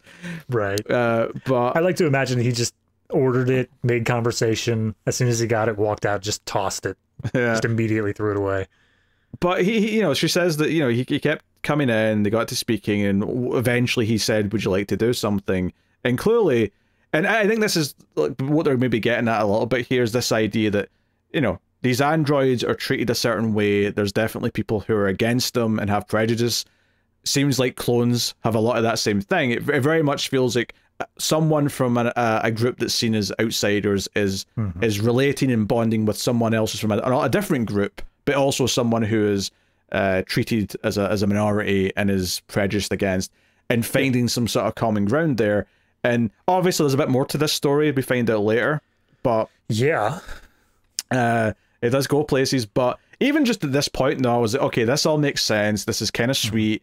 They do explicitly say, like, he asked, like, were you two in like that kind of relationship? And she was like, no, we were just friends. Like, it wasn't like that.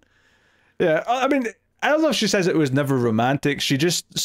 But she makes it clear that it never got physical. Like, it's not to say that it couldn't have, maybe some, I don't know, but like, yeah, like there might have been some sort of a spark there, but ultimately it wasn't like I think she explicitly says a line of like, we didn't put any sort of labels or anything on it. Yeah, like we didn't go that route. We were just having fun and enjoying each other's company. It's the sort of thing where eventually maybe it could have went down that road. Maybe that was like a moment of like self-realization that he could have had if he'd lived longer or something. But it is what it is, and it's all building up, and we get scenes where she gets to meet the daughter, and in fact he even takes all of them to the museum to see his dead body to let them grieve. He's like, hey, let's give her daughter a chance to have like a wake style moment where she can see his body and say goodbye. Same for Ada, and it's all very sweet. And this is where the museum lady's like, hey, we're going to put him up here and we'll have his memories projected onto the walls. We'll let you approve which memories, of course, since you'll be in some of them. But, we're going to do that. And she's like, again, she's commercializing it. And admittedly, maybe she has decent intentions perhaps, where she thinks that this is important for historical purposes or whatever, but she's not treating them like a person. She's treating them very much as a piece of technology that's special for that reason. Yeah, it's one of those things where if we're relating it back to like the immigrant sort of thing, it's someone who is very interested in the culture, someone who like wants to try to preserve the culture. I'll just point of reference perhaps. If you ever go to the British Museum down in England, and you look at everything they've got, that stolen stuff from other cultures. Yeah, exactly. It's the sort of thing where they're just like, look, this is like super important, and like we have to respect this culture. And it's like, cool. Can we treat these cultures with respect? No. But we're going to say that we do. No, we're going to broadcast all of his private memories on the wall for people to, gawk at. Yeah. So, and it's like it's this weird little disconnect where she still sees herself as like forwarding the cause, doing the right thing, making things right, but ultimately on the individual level, Yang is not a person to her. He is a idealization that she can use to further this techno-sapien cause. Well, which is not to say that she's evil. Like, it's important to distinct here that it represents something in the real world for its when we talk about it being an allegory for how people treat immigrants, obviously an actual person being treated this way in the real world is much, much worse than, in the context of the movie, someone who has actually not gotten to terms yet with the fact that an artificial android is a life form yet. Like, because it's a bit more understandable that she's not at that point, and it doesn't necessarily think she's thinking in a problematic way, you know? So, yeah, all that stuff's really good. Before we go into like where the rest of it goes, we kind of glossed over a scene I do want to go back to, which is after he's went out and had several meetings about fixing the chip or fixing Yang, getting the device to read on it. There's a scene in the middle of the movie where he's getting lunch or dinner at a restaurant. He's having ramen, and the phone goes boop boop boop, and he like opens it up, and we get again the 4x3 Skype call style thing, where it's the wife's also she's not actually having dinner to begin with. It's actually a really nice touch that there's still hope for the relationship, actually, because it opens up and she's doing work, and this is where she says the daughter's next door or whatever. But then she says, "Oh, you're eating right now," and kind of like has a bit of a tone to suggest, "Oh, you're not doing everything you could to help Yang. You're just in a restaurant enjoying a nice dinner right now." But then she gets up, and when she comes back out of frame, she brings a bowl of ramen with her and sits down as if they're having like a dinner date. And like, "Oh, well, if we're going to have this call right now, we'll eat together like a couple." And there was kind of like a hopeful undertone to that to me, where it was like, "Oh, there's still like a desire to actually try and be a couple here." On some level, even though obviously there's still some little lies in the scene after that, there's still these little things, but there's those little moments where they're talking about, "Oh, what are you having? Is the ramen good?" And he's like, "Yeah, it's pretty good. What are you having, ramen?" And he sort of smirks and goes, "Oh, that's funny." For me, the vibe I got was that she is doing everything she can to meet him on his level. You're eating, hey, now I'm eating. I'm willing to have this conversation. She talks about like meeting up with the neighbor and like having a drink with him. And that's where Jake is unable currently to meet her at her level, the place that he needs to get to with her, because he immediately is just shutting that down. This is where we get the first little bits of the anti-clone behavior and how he just doesn't like how the neighbor behaves. And then she directly asks, like, "How's it going with Yang? Are you close to getting him fixed?" And he just blatantly lies, because at this point, like, they're already talking about the chip readers and the museums and all that. Yeah. And he's just like, it's complicated. I'm working on it as best I can. And you can just, the wife feels that, that he's not being honest. And she's just like, all right, well, I got to go get the kid. I'll talk to you later. So, yeah, no, that's exactly what it is. And it's well done though, because again, it's not like he's being a complete dirtbag or anything like that. It's more just, he's just not ready. It's actually kind of funny, again, just how small a moment it is when he finally turns to her and says, "Oh, I need to tell you something." And we don't even see the rest of that scene, but the implication is, no, he's been honest about everything up until this point. He's finally at a point where he's understanding how much he's grieving for Yang, and he's able to open up about it. So as much as you could sort of say, "Oh, they're in this distant place and she's trying better than he is," it does kind of feel like, no, he had to go through this grieving process, and arguably it's even more complex because of the weirdness of it being not a person in the strictest sense, and coming to terms with that. So yeah. I mean, that's just a common thing that you see a lot in media, is everyone grieves in their own different way. Like everyone has to process it, and some forms of grief are just conflicting. Like you have her who wants to be able to bond with her husband, work through it together, and then you have the way he's doing it, where he has to do this on his own. He doesn't want to be bogged down with having to go through this and having to like justify to his family all the stuff he's doing. He feels like he has to go it alone, and it's hard for them to make their way through that, but ultimately it just takes that little bit of extra effort to work together, and that's what it ends up being in the end. So he keeps going further back into the clips. And when we get towards the end of the movie, we get a revelation, because he sees clips from wherever he was before, that 5-day period where someone owned him. He sees a compressed file, and it's labeled beta, and he's like, "Oh, well, let's see what's in that." And we get just those 5 days. For the record, like, everything that Yang did with them is the gamma period. That's where all those clips are. And then he's like, beta, it's a really small folder because it was only 5 days or whatever it was.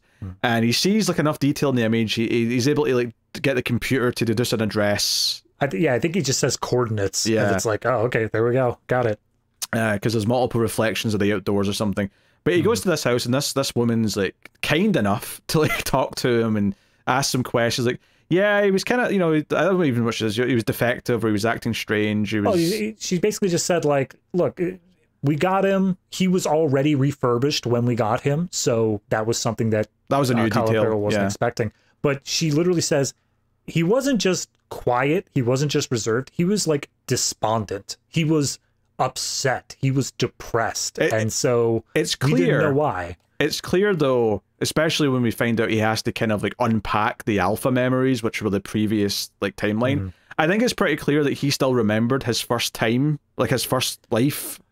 I don't even think it's that he remembered them. I think it's that he recognized that his previous life was missing, that he had that, and that void, that thing that we were talking about before that's inside of him, that was something that he was still trying to figure out, like, why do I feel like there's something that should be here? But when the memories got reset again after that 5 days, seemingly it worked well enough that he was, you know, functional and fine. He became Yang.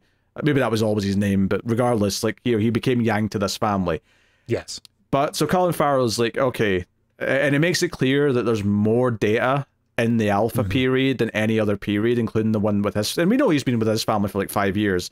So it's like, okay, this is a bigger folder. You have to compress the other ones. I was fully expecting them to do like, all right, compress beta. It's not enough room. Compress gamma. Not enough room. I expected him to have to like go get even more memory to make this work. So he opens up this and basically says, okay, so he was with a family who had a child, and this woman who has this small, you know, Chinese boy. It was some Chinese, just based on the rest of the movie being all surrounded that. But an Asian kid, and we see, like, you know, this kid grows up, gets to college age and leaves for college, like hugs his mum goodbye. The mum gets old. Yang's taking care of the mum. But one of the big things in all this is that he befriends like the niece, I think it is, of the old lady, right? Yes. And it's the same actress who plays Ada, and we see this sort of, again, this blossoming friendship and romance take place as he's just basically there as a caretaker for the old lady. And eventually the old lady dies. There's a moment where clearly the son has come back to like sort of be at his mother's bedside as she's dying, and he's a bit older now. And it's clear that, you know, Yang was put into, you know, given back to this company, or given to the small company that would resell him after the old woman died, right? Yeah, you get this vibe throughout it that the younger brother wants nothing to do with Yang. Yes. Like, it's not the same sort of relationship he has with Mika, the younger sister. It's something where, like, as soon as the older brother comes back, or younger brother, I guess, comes back and takes care of the mom dies, you immediately get the backstory just filled in your head of he's done with Yang. There's no reason to keep him around anymore. So he just ships him off back to get refurbished and be sent off to a new family. But the other thing that's in here before the old woman dies, though, is when it's going through all the clips of the previous Ada, for lack of a better term, is that it gets to just suddenly there's like a vigil sort of like shrined for her in her photograph, as if something like, you know, she died somehow, and we don't know why, I don't think. Just says like, we miss you, Ada, or take it too soon, stuff like that. So immediately I'm like, oh, this is why it's the same actress. Ada's a clone, and all of a sudden you get this idea, and it's confirmed that over the next couple of scenes where he talks to Ada, and Ada's like, yeah, I was the clone of like my great aunt, I think she says, who died young. And like, that's, so it's this beautiful idea that's never really spelled out too much in the movie, but the reason why Yang even started up trying to talk to this Ada is because somehow, even though he didn't remember this previous life, quote unquote, when he saw her through the window, he recognized her somehow. Maybe didn't know from where. Maybe didn't know, like, well. But it's also this idea that she kind of filled that void that was missing, in a sense, because she was from that previous life that had been taken from him.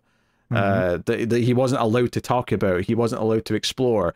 But now he gets to fill that because he's seeing someone who's filling that void. Now, maybe Yang just thought that was whatever version of love he can feel that's given him that feeling. Maybe deep down he doesn't know it's because it's someone from a previous life, but it is. It's this identical person to someone he knew before and cared about.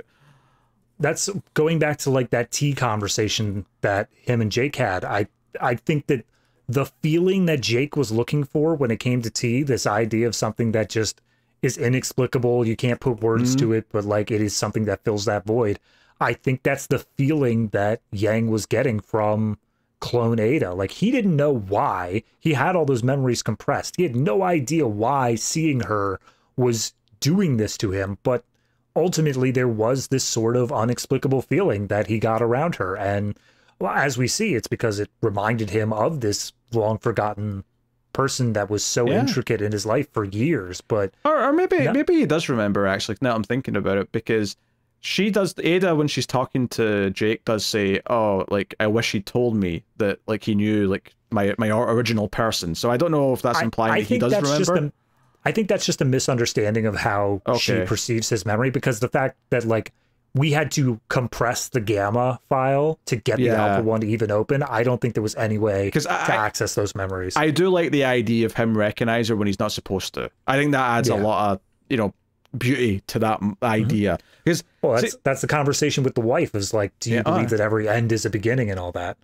And I think when the original Ada, like, shows up in these clips initially, there was a little moment of me that went, wait, this is weird. He had a romance before. I don't know if I like that. But once it started to occur to me, one, that it was obviously the same actress, and it was like, oh, this is like a copy of her, or the new one's a copy of her.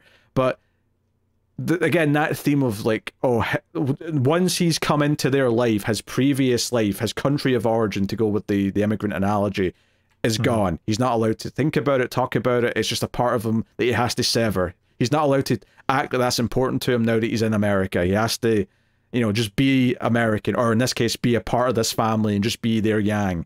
And this idea that not only did he have a friendship, arguably a romance, but it's actually something that's calling back to something he had before in that time that's forbidden, if you will, I actually think makes a lot of sense. Once I actually started thinking about it in those terms, it all just worked together. And I'm like, okay, no, I get this. I get why this is this way, why it's happened twice effectively, is because of this. It's not just being repetitive. That's the point, is that this is something that's actually calling back to something he already had before. And just further that idea of there's a whole part of this guy, this android, that they didn't know about, that they're now discovering after he's dead. It's not even just this girl. There's a whole other life before then. So, and I also really appreciate the fact that, like, they set this up so early on in the movie by, they say he's refurbished. They say that, he should be certified back to factory settings sort of thing. But then they also immediately follow up by saying nobody understands how this memory function works. So despite the fact that he is theoretically back to factory settings, they were never able to truly erase his previous lives. He was never able to truly be set back to straight out of the box sort of setting. So that was always going to be something that followed him across however many families he went to, regardless of refurbishing or not. Yeah, and I just adds, again, into that real world sense of you can't erase who someone is, or what their past is and what they've been through. That's always going to be a part of them in some way. Yeah. So, and all of this is just really delicately well done science fiction. It all clicks together in a way, and fundamentally, eventually gets to the point where after all this, and there's a really interesting transition here, actually, when he's talking to Ada, where Ada disappears behind a tree. And clearly, I think it's just a stylish way of showing, like, oh, he was with her earlier, and now he's on his own going through the forest. And again, it's the forest. It's this idea of, like, the trees, of the walking, and looking for that feeling that the German described when he was describing the tea, and wanting to experience that. I think there's even is there a moment where it's raining outside in the little middle area, and he like goes out intentionally to try and feel something? That's shortly before this. I think it's before all the gamma and beta stuff like that. But yeah, it's he goes out in the rain and just kind of enjoys it for a minute. But I really like this forest walking scene because it's except for the one line that Ada says, once he's walking on his own, he's just walking through the forest, and he comes across this singular tree. He stops and he just rests against it, and he looks at it meaningfully. And just visually, you get that this is him finally coming to peace with things. Like, they don't have to say a word. They don't have to have him do anything, but you understand. He finally feels like he understands Yang, and he's able to say, okay, I'm willing to move on. I'm willing to put that part and this behind is me. Right before this. The scene right after this that follows on from this is him going to the wife in the house and saying, I don't want him on display, but they should study him because his existence mattered. Everything that he is mattered, and they should study it and see how it works, because if he has a life, then that should go forward. There should be more to that.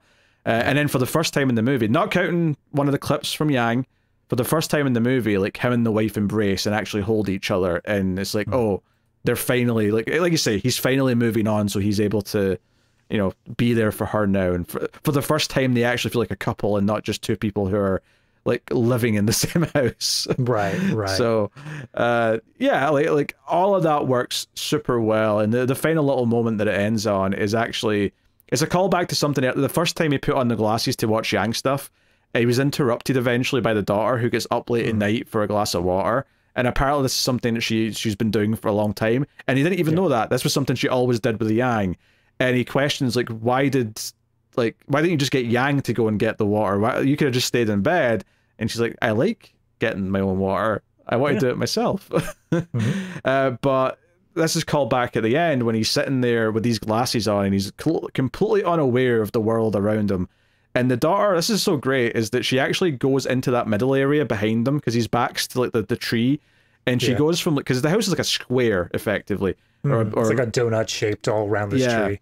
And she, like, opens a slided door, goes past the tree, and goes into the other side and goes into Yang's room and says something in Mandarin, which I did not have translated. Was it?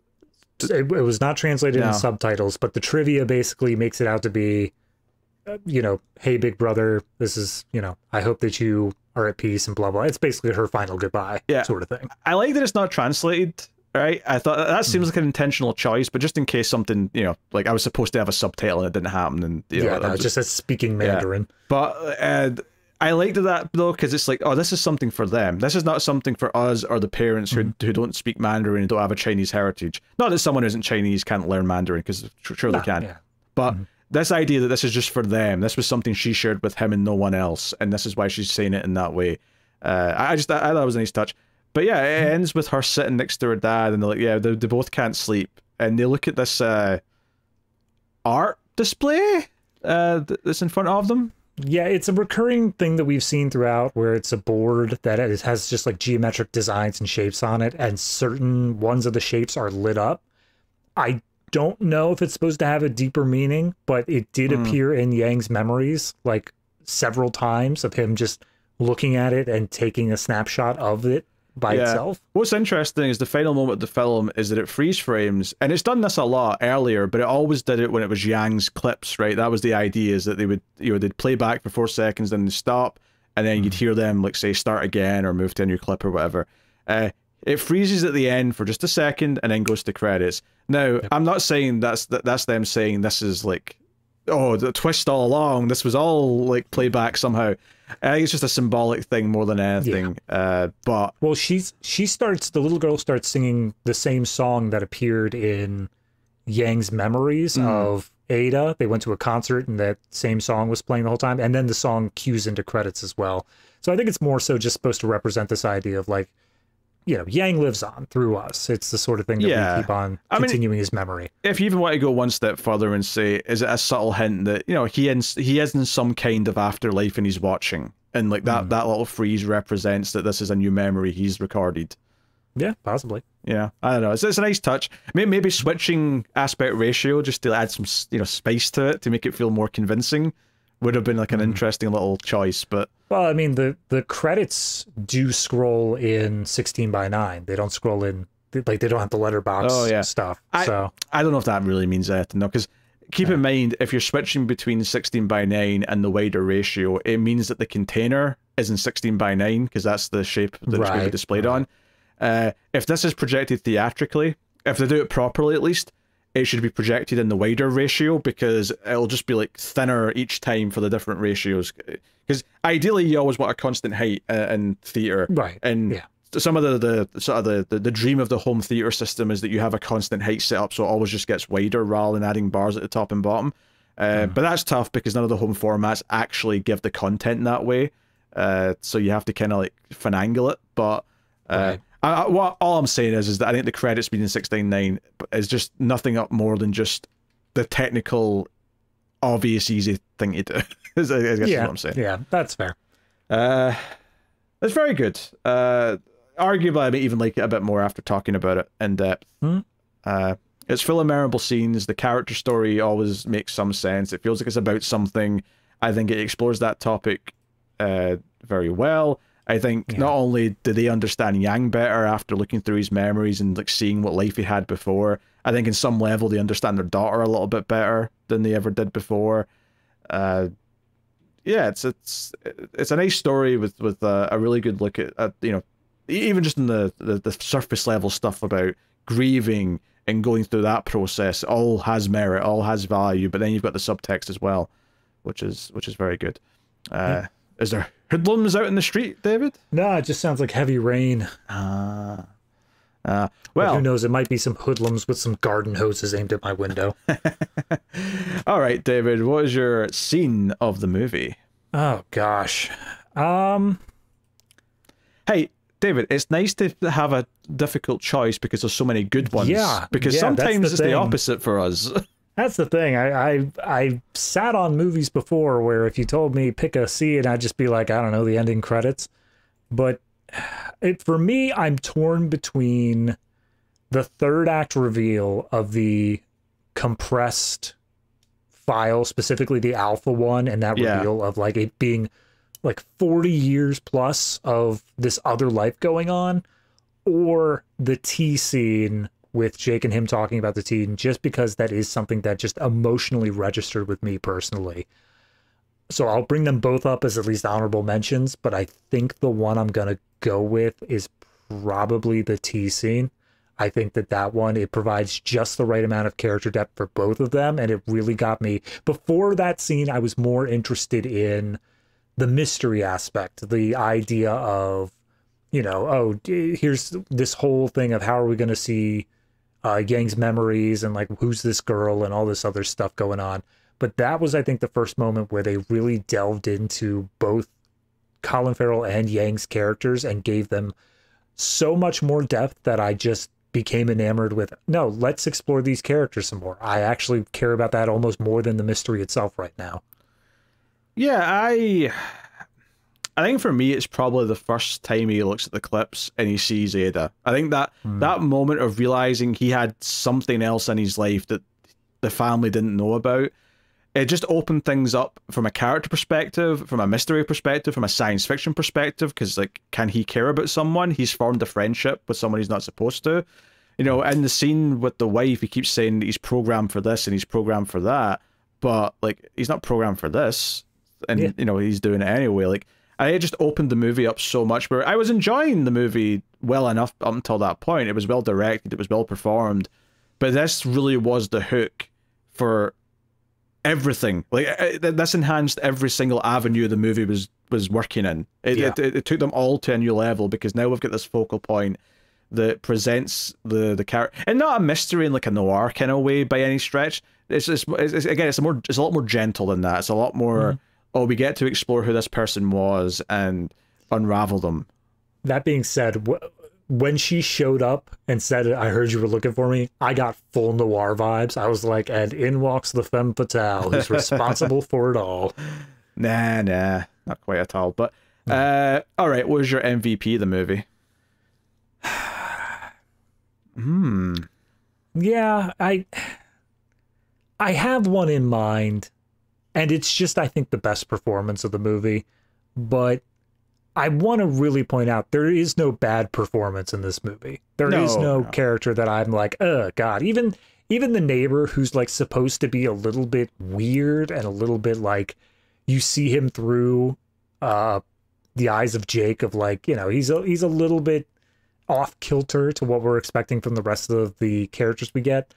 There's no such thing as a bad performance here. But I do think that from just a developmental standpoint and how we spend the most time with him, it's gotta be Jake. I think that Yang is a very interesting character in his own right, but because we only ever see him in the third person and like looking back at him, and then specifically the snapshots that he takes, I while I feel like I understand him as a character and his entire life, essentially, I don't think that that makes him the MVP. That makes the way that his life is presented is very interesting from a visual and storytelling standpoint. If we're talking about a character specifically, I think I got to give it to Jake, who like I said, I emotionally resonated with in the T scene, and I think we get the most complete arc of showing his dealing with grief, slowly coming to the realization of like who his son at this point was, and then passing on that grief and being able to move on from it. Yeah, I mean, he's the protagonist. That's what makes him the protagonist. Mm-hmm.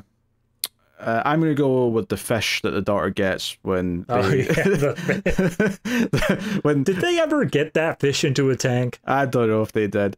Yeah, we didn't really mention that scene, but basically when Jake goes to the place where he got Yang, it's not there anymore, it's just a fish store, and he like asks the guy, he's like, I don't know anything about robots, I sell fish. This is a fish store. The place before me was a memorabilia place, and I don't know who had it before them. And he's just like, all right, thanks anyway. Which actually got me thinking about, like, is this company that sold him Yang, and yeah, they lied a little bit about, like, how refurbished or new he was, but I wonder, like, was that, like, a scummy company just trying to make money, or was that, like, some, like, genuine effort because they didn't want, like, they wanted the robot slaves to continue because they saw them as live? Was this, like, more of a, like a saving program?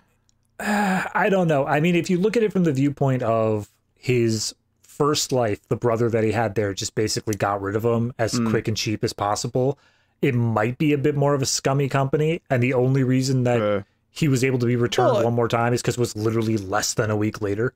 I mean, it may, yeah, but the brother might not have done it intentionally. It may just be like the company he gave him to turned out are actually like a pro Android company who are like, no, we're not putting them down. We're not just selling them for parts. Oh, that's true. We're going to, you know, pass them on and let them continue in some fashion. Maybe they saw that as humane. I guess it's the other idea. It's the other idea of how much were they expected. Like, if there was an actual refurbished Android, would the memories actually be erased? Is that something they have the capability of doing? Because I don't feel like it is. I feel like those memories remain no matter what. But then again, he never went back into the original company's system, so it's like whatever they are doing or not doing might have, you know, lended Yang the ability to keep advancing and growing in the way that he maybe did over all those iterations. Yeah. As for MVP for me, though, I mean, it's weird because obviously Colin Farrell is the main character. He does give a great performance. Like, it's his story in many ways. I mean, it's Yang's story, but it's all through his lens because he is the character who's grieving and dealing with like how he feels about it. But I think there's an argument for Yang being this linchpin around everything else. I think there's arguments for even any of the prominent supporting characters just because none of them get shortchanged. You know, the wife, the daughter, Ada, I think they all have enough interesting stuff on their own to feel like full fleshed out characters. That said, though, I am probably going to go with Jake because Colin Farrell, like, almost surprisingly, is like actually a really good actor, and I say that because there was a period where he did a lot of just really shitty movies, and it feels like when he settled into, no, I'm going to do like actual dramas, and I'm going to do, you know, they don't have to be serious, like super straight dramas. They can be Banshees of Inisherin, they can be a sci-fi drama like this, but it feels like when he's allowed to just be a good actor, he's actually a really good actor. So yeah. Credit where credit is due. But all right, what are you rating after Yang? Oh God, I love looking at our previous ratings on this sheet because we did Iron Giant for episode 250, and ever since then, for me at least, it's just been this slow decline in points. And last week we had ISS, which only got like 4s. So I'm very happy to be able to buck that trend. I'm very happy to be able to get it back up again. I'm honestly, I'm bouncing between an 8 and an 8.5. I think that this does cross the great boundary. I think that this is a movie that it feels like it had intention, it had thought, and there was nothing in it that was put in for the sake of just, oh, I think this would be cool. Like, everything that it did, it had a purpose in doing, and it really did a good job at resonating at an emotional level, at getting you to understand, even in this more complex sci-fi world, that the grief, the feelings that this family is going through are still the same. It's still the same ideas that anybody in this modern day would have, just a slightly more complicated setup to get there. Overall, I'm thinking I'm going to settle on the... I'm going to settle on the 8.5. I am going to give it to it. And I think going into this review, I probably would have just given it the 8, but talking about it, it does boost it up. I think that this is something where there's a lot more layers to be explored, and the way that you choose to look at it, it can be absolutely different from the way that someone else finds this movie affects them. So 8.5 for me. Yeah, I mean, I'll go back to, just before I give my rating here, is the, you know, did he ever talk about wanting to be human, and then Ada's reaction of, well, it's such a human thing to expect that he would want to be. Like, so it's so normal for a movie about an android to be about that question, like, are they a living person? And I think ultimately that scene, and even the movie as a whole as well, but that scene kind of like just points out the idea that as far as this movie's concerned, of course he's a person, of course he's alive. That's never even in question, really. This movie always treats him that way, right? Not that every character in the movie treats him that way, but the movie just is like, no, obviously that's what he is, and we're going to explore the grief that comes from him not being here anymore. It's only just for some of the characters have to catch up to the movie's wavelength, effectively. And I think that's a really interesting sort of tactic to take. Of course he is. Like, why would we suggest anything else? So, that's really nice. Yeah, I think I am going to agree with the 8.5. I think it is easily into that great threshold. I'm not quite ready to go all out and say, you know, it's amazing to masterpiece level, but it's definitely a great movie that's very layered, has a lot to say, and it's the sort of thing where I sat down to watch it and I was like, I don't know if this seems like a bit of a downer of a movie. I'm not sure if I'm in the mood. And then by the time I got to the end, it was so well done that I didn't care. It overcame any mood I had going in. I sat down to this. I was eating dinner and I was just like, all right, A24, I'm expecting an art house film. I will give it the attention it deserves in order to understand it on its level. But I didn't expect to be as engrossed as I was. I didn't expect to actually give as much emotional energy as it wanted from me. It's always the challenge. It's always the thing you're wanting the movie to do, if it can, and it absolutely did. So, good stuff. All right. Well, David's got his homework movie to do in a second. Yes. But we'll get to that in just a minute. I'll just plug some things at you. Normally, I tell you what's coming next week. It's a little up in the air, depending on something that we can't control in advance. So I won't say what's coming next week, but you know, either it'll be a new movie or it'll just be whatever we had next on the list. It doesn't really matter. But point is, you know, we'll be back next week with another movie. So yes, you can of course support the channel and all the podcasts, including the Atomic Cinema Experiment, over on Patreon, patreon.com/MailFuzzTV, or if you want, you can do a YouTube membership if that's more your thing. But Patreon lets you support both MailFuzz movies and MailFuzz TV at the same time. So that's why I always sort of pimp that mainly. But if YouTube membership's your thing, by all means go for it, or maybe a one-time super thanks on YouTube's also if you want to do a one-time thing. But you get bonus. Slip me a $5 whenever we meet up. I mean, that's fine too. But you know, you can get bonus content. Me and David do a couple of monthly exclusive shows for those memberships. Extra reels where we do some of the worst things ever made. Sometimes they're even really bad sci-fi movies. And we do Criterion Cut where we do artsy movies. We do movies from the Criterion Collection where we get to have, and honestly, a lot like this movie, we get to have proper conversations about subtext and themes and how the movie's building those ideas and character motivations and all that. So if either of those sound like fun, you can get those that way and go and have a look-see. But there's also bonus content for Screams After Midnight and other things. So go and have a look. And any support is greatly appreciated. It's how these shows can keep existing. So if you do enjoy them, whether it's paying laser-focused attention or you enjoy having it on whilst you're, I don't know, standing up and wiping. Yeah, enjoying a bath, maybe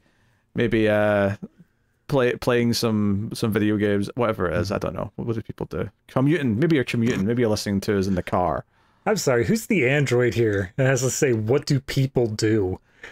Like, I'm a weirdo. I know I'm a weirdo. Like, I'm not trying to disguise any such thing.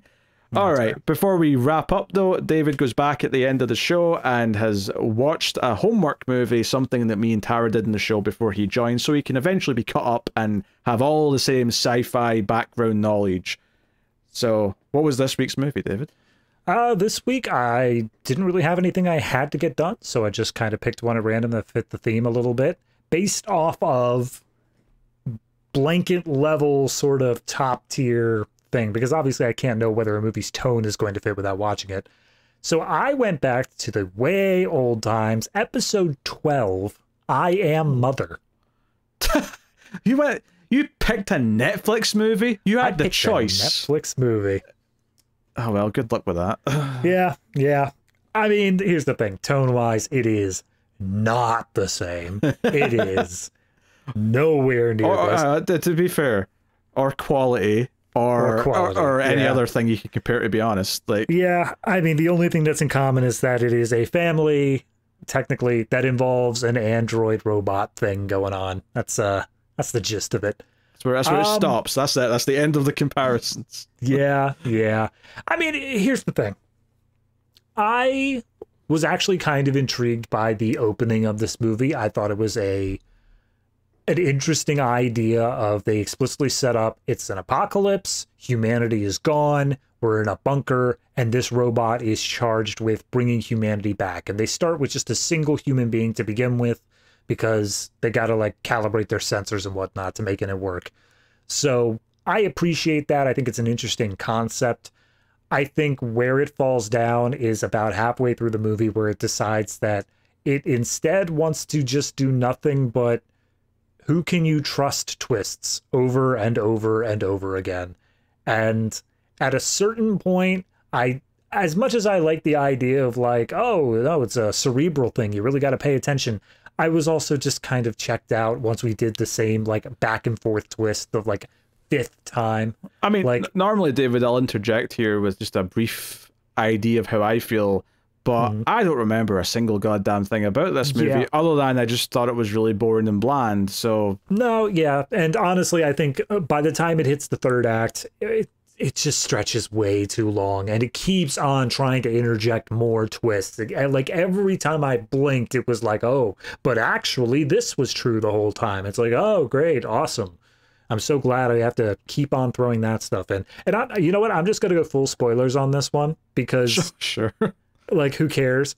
Beginning of the movie, it explicitly says days since explosion was 13,000 days or something like that. And I was okay, that's 30 years, give or take, because I know 10,000 days is 27 years. I know that just offhandedly. It's a trivia fact I know. So 13,000 days is about 30 years. But the main girl we're following is 14, 15 years old. And I'm that's weird. That doesn't make a lot of sense. Lo and behold, it is a twist halfway through the movie that this isn't the first person who was made in this bunker. They've already gone through 2 different attempts beforehand. And I was oh, well, I already figured that out. I already had my suspicions there. So when they used it as a twist, I was why did you put that label at the beginning that just spelled out for me that this wasn't the first go around? I was already suspicious then at that point. It was a breadcrumb. That's all. It didn't feel like a bread. It felt it would be one thing if they specifically said 30 years, but the fact they put it in days kind of felt like they counted on the audience not to do math at that point. And it just so happened that I knew this trivia bit and was able to be oh, okay, I caught on, because none of the other twists get breadcrumbs. None of the other twists have these hints to them. They're all thrown out of nowhere. So now I was hopeful in the beginning of this movie. I got more and more disappointed as time went on, and by the time you hit the end of the movie, and it's still throwing twists even in the last 30 seconds of it, I'm just stop. Hey, pick your top 3 twists and just run with that. Develop those instead of just keep on doing this over and over again. So all in all, I think I'll put this over the halfway threshold. I do think that technically it looked good. The robot design was fine. I didn't have a problem with it in a technical standpoint. It's just, it got exhausting by the end of it. So I'll give it a 6, just a flat 6. I don't think it deserves anything higher than that. Okay, there you go. There's I mean, you have to do all the shitty ones we did in the show, I guess, at some point. So you've not won. I'm going to hold off on Transformers for as long as humanly possible, even if that means every other Netflix movie. The last 6 homework movies you ever do are just 6 Transformers movies in a row. Do you really want to do that to yourself? I will gladly take that because you know what I'm going to do? I'm going to wait until like we do the all-timers. Like when we hit something that like I really feel in my chest, it's like I'm going to enjoy this deeply. I will take that joy and sour it ever so slightly with Michael Bay, bringing it back all the way to the beginning of this review. I just got a message from Tim, who just said possible bonus material, and there's an image of a movie called Hair Extensions. This is the sort of message I get from Tim randomly for Patreon bonus episodes of Screams. You gotta be glad I don't do that to you. So, anywho, that is the show, everyone. Thank you very much for joining us. We do appreciate it. Keep watching science fiction and computer at Salsa.